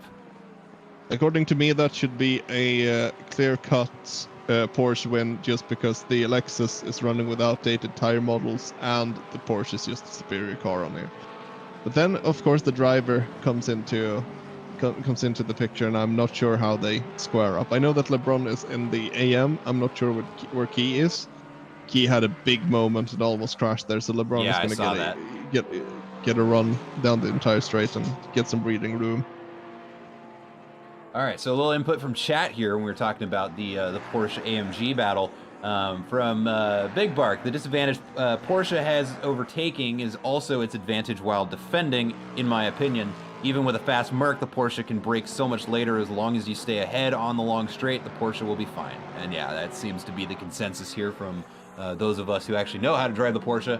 I'm certainly not going to argue with y'all. Let's see if we can't find another battle going on. I think that this battle between LeBron and Key is going to take a little bit longer for it to heat up again. So let's see if we can't find something else to watch in the Sue meantime. and Bara is ridiculously close to each other. All right, let's take a look here. Okay. Yeah, 3/10. Well, Yep. it was 3/10 at least. Okay, right. so we actually, these two were battling earlier, and then we saw that a couple of mistakes out of Allen, and that let the Audi grow up a bit of a gap, but it looks like Allen is not taking any prisoners today. Closes it right back up now. Just 4/10 between the two of these, and we are going to watch these guys for a little bit, and that's our third place driver out there in front of him in that Aston Martin, Michael Wojcik, putting on a stellar performance, honestly. Yeah, Allen seems to have a lot more entry speed. But now it comes to the straight line here. Let's see if Allen gets a really good exit there. And the Ambara gets a compromised line. Let's see what actually is going to go down. Ooh, I don't think... It's close. It's close. We're watching the rear wing right now. That Porsche's not getting any closer or farther away. He's looking up the inside. Is he thinking about it? Don't be thinking about it. He's thinking about it. And he gets cut off by the Audi. But it is not over yet because he is still right there on that rear bumper. Might try something here in barbecue. He really wants to, but's thinking better of it. Oh, this is gonna get spicy coming around Cheetah. Again, they are right on top of one another. We're gonna hop on that rear wing camera just so we can get an idea of how close these cars are. And we're gonna see the Porsche look on the inside, but is just not able to get the speed down to make it stick. That Audi is in exactly the right spot to prevent that pass from happening. But you can see, oh, that Porsche just looks impatient. He's ready to go. He wants to get by. The thing is, he can't get impatient. The curbs are too high, so if you hit them too hard, you're just going to unsettle the car too much in this section. You need to be patient here, but he is really close. He is really close. He just needs to take his moment. Yeah, I was actually quite surprised of how that he didn't gain anything on the Audi on the straight, because, yeah. But now he's just right up the rear of the Audi. But he didn't get a super good exit at the same time. Don't think he is going to be in position to do a move, especially if he is on the inside. Yeah. No, it's just this textbook defensive driving right here out of the Audi of Ryan Barra, putting on a great show for us, much to the detriment of Allen's enjoyment of the race, I'm sure. But we gotta appreciate the racecraft when we see it. Oh yeah. Here we go again. Allen gets a good exit, so does the Audi though. Looks like Allen might have a slight speed advantage. I might be completely wrong though. It looks like the Audi just has a bit too much grunt going on the straights. Oh, he goes wide though. Yeah, Allen backs out of that one. Yeah, that was the right call. Yep.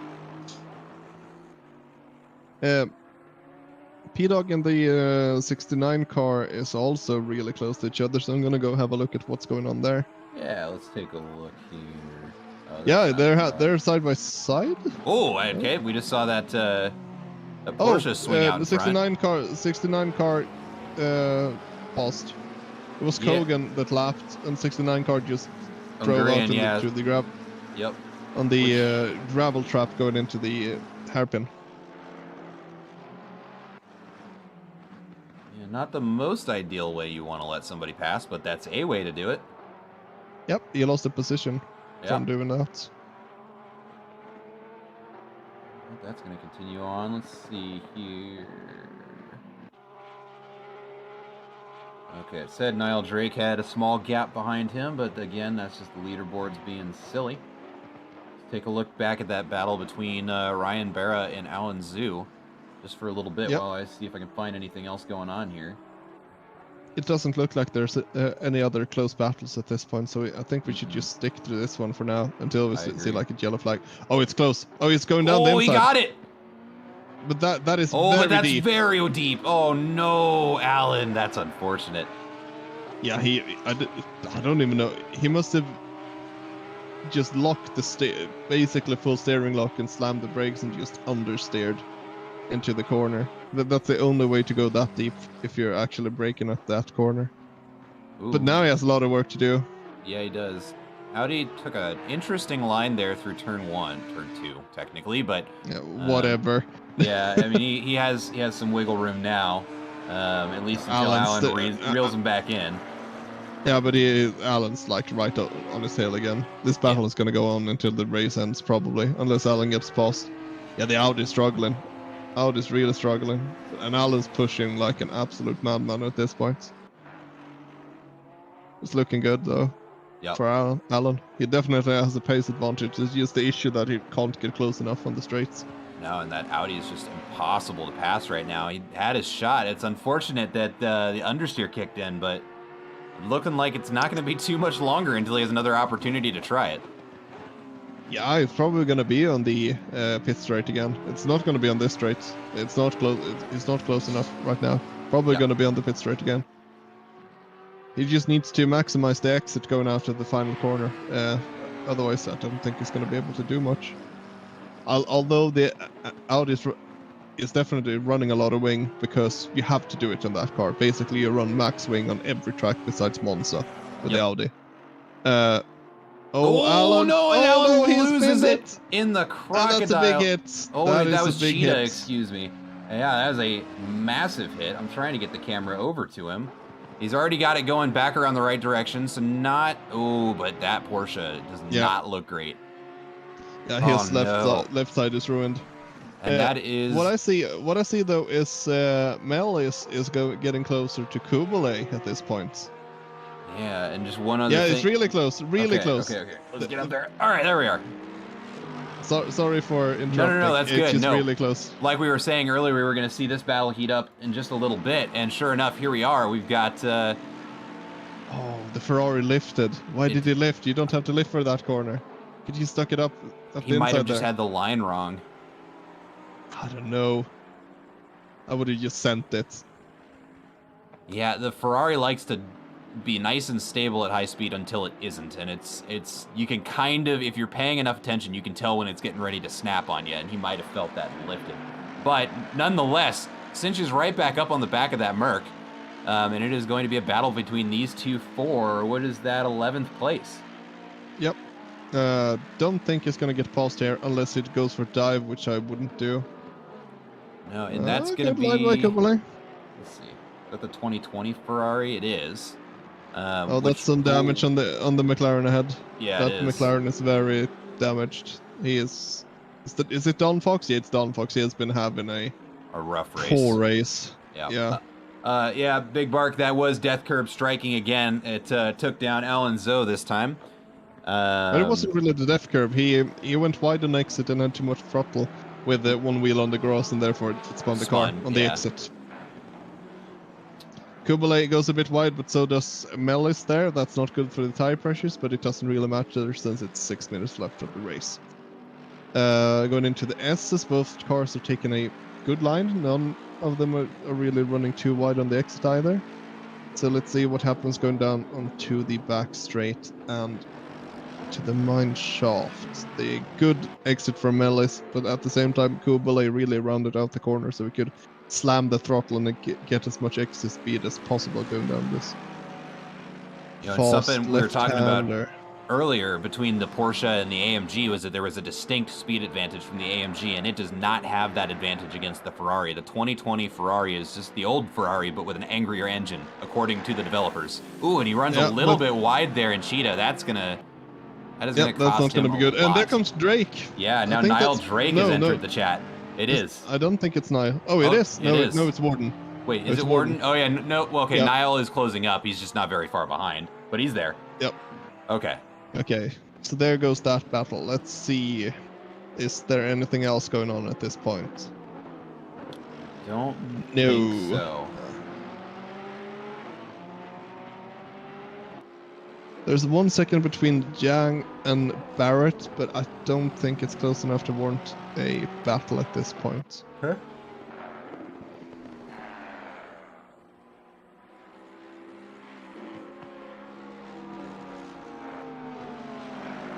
see here.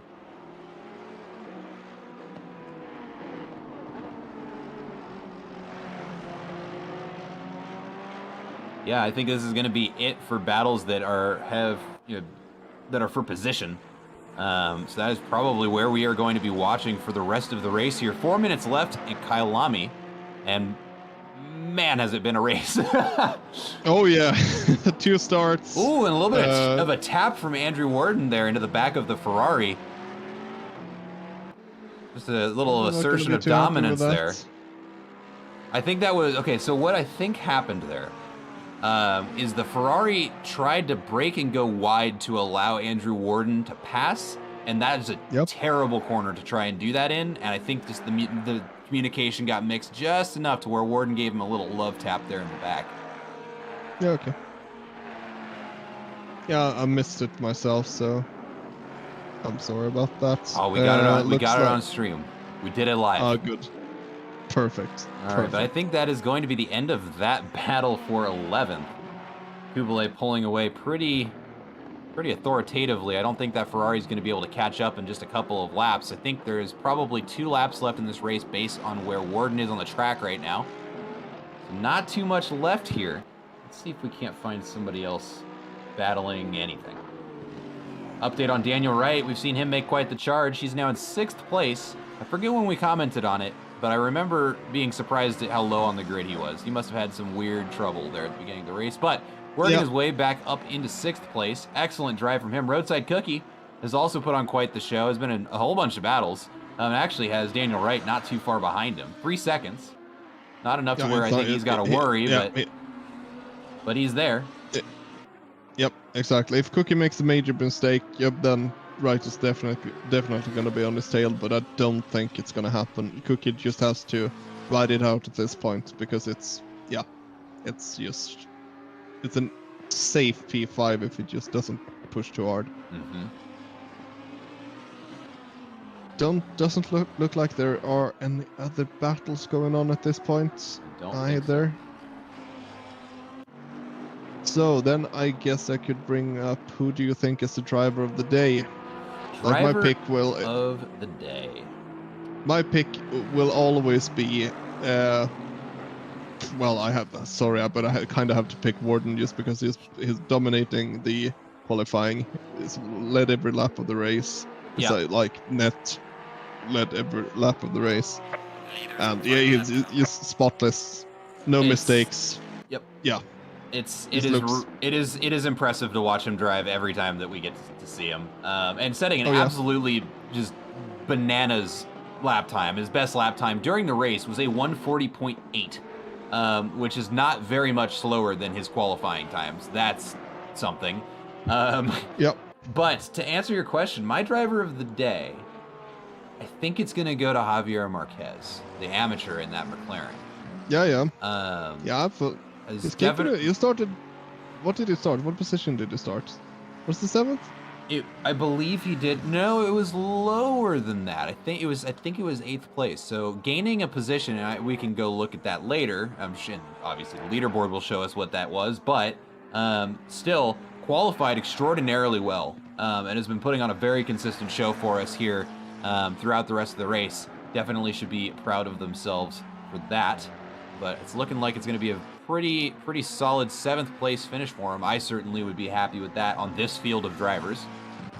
Yep, especially when you're an AM. That's some really good points in the overall standings for you against your AM competitors. Keep driving like that. He's not going to be an AM for long.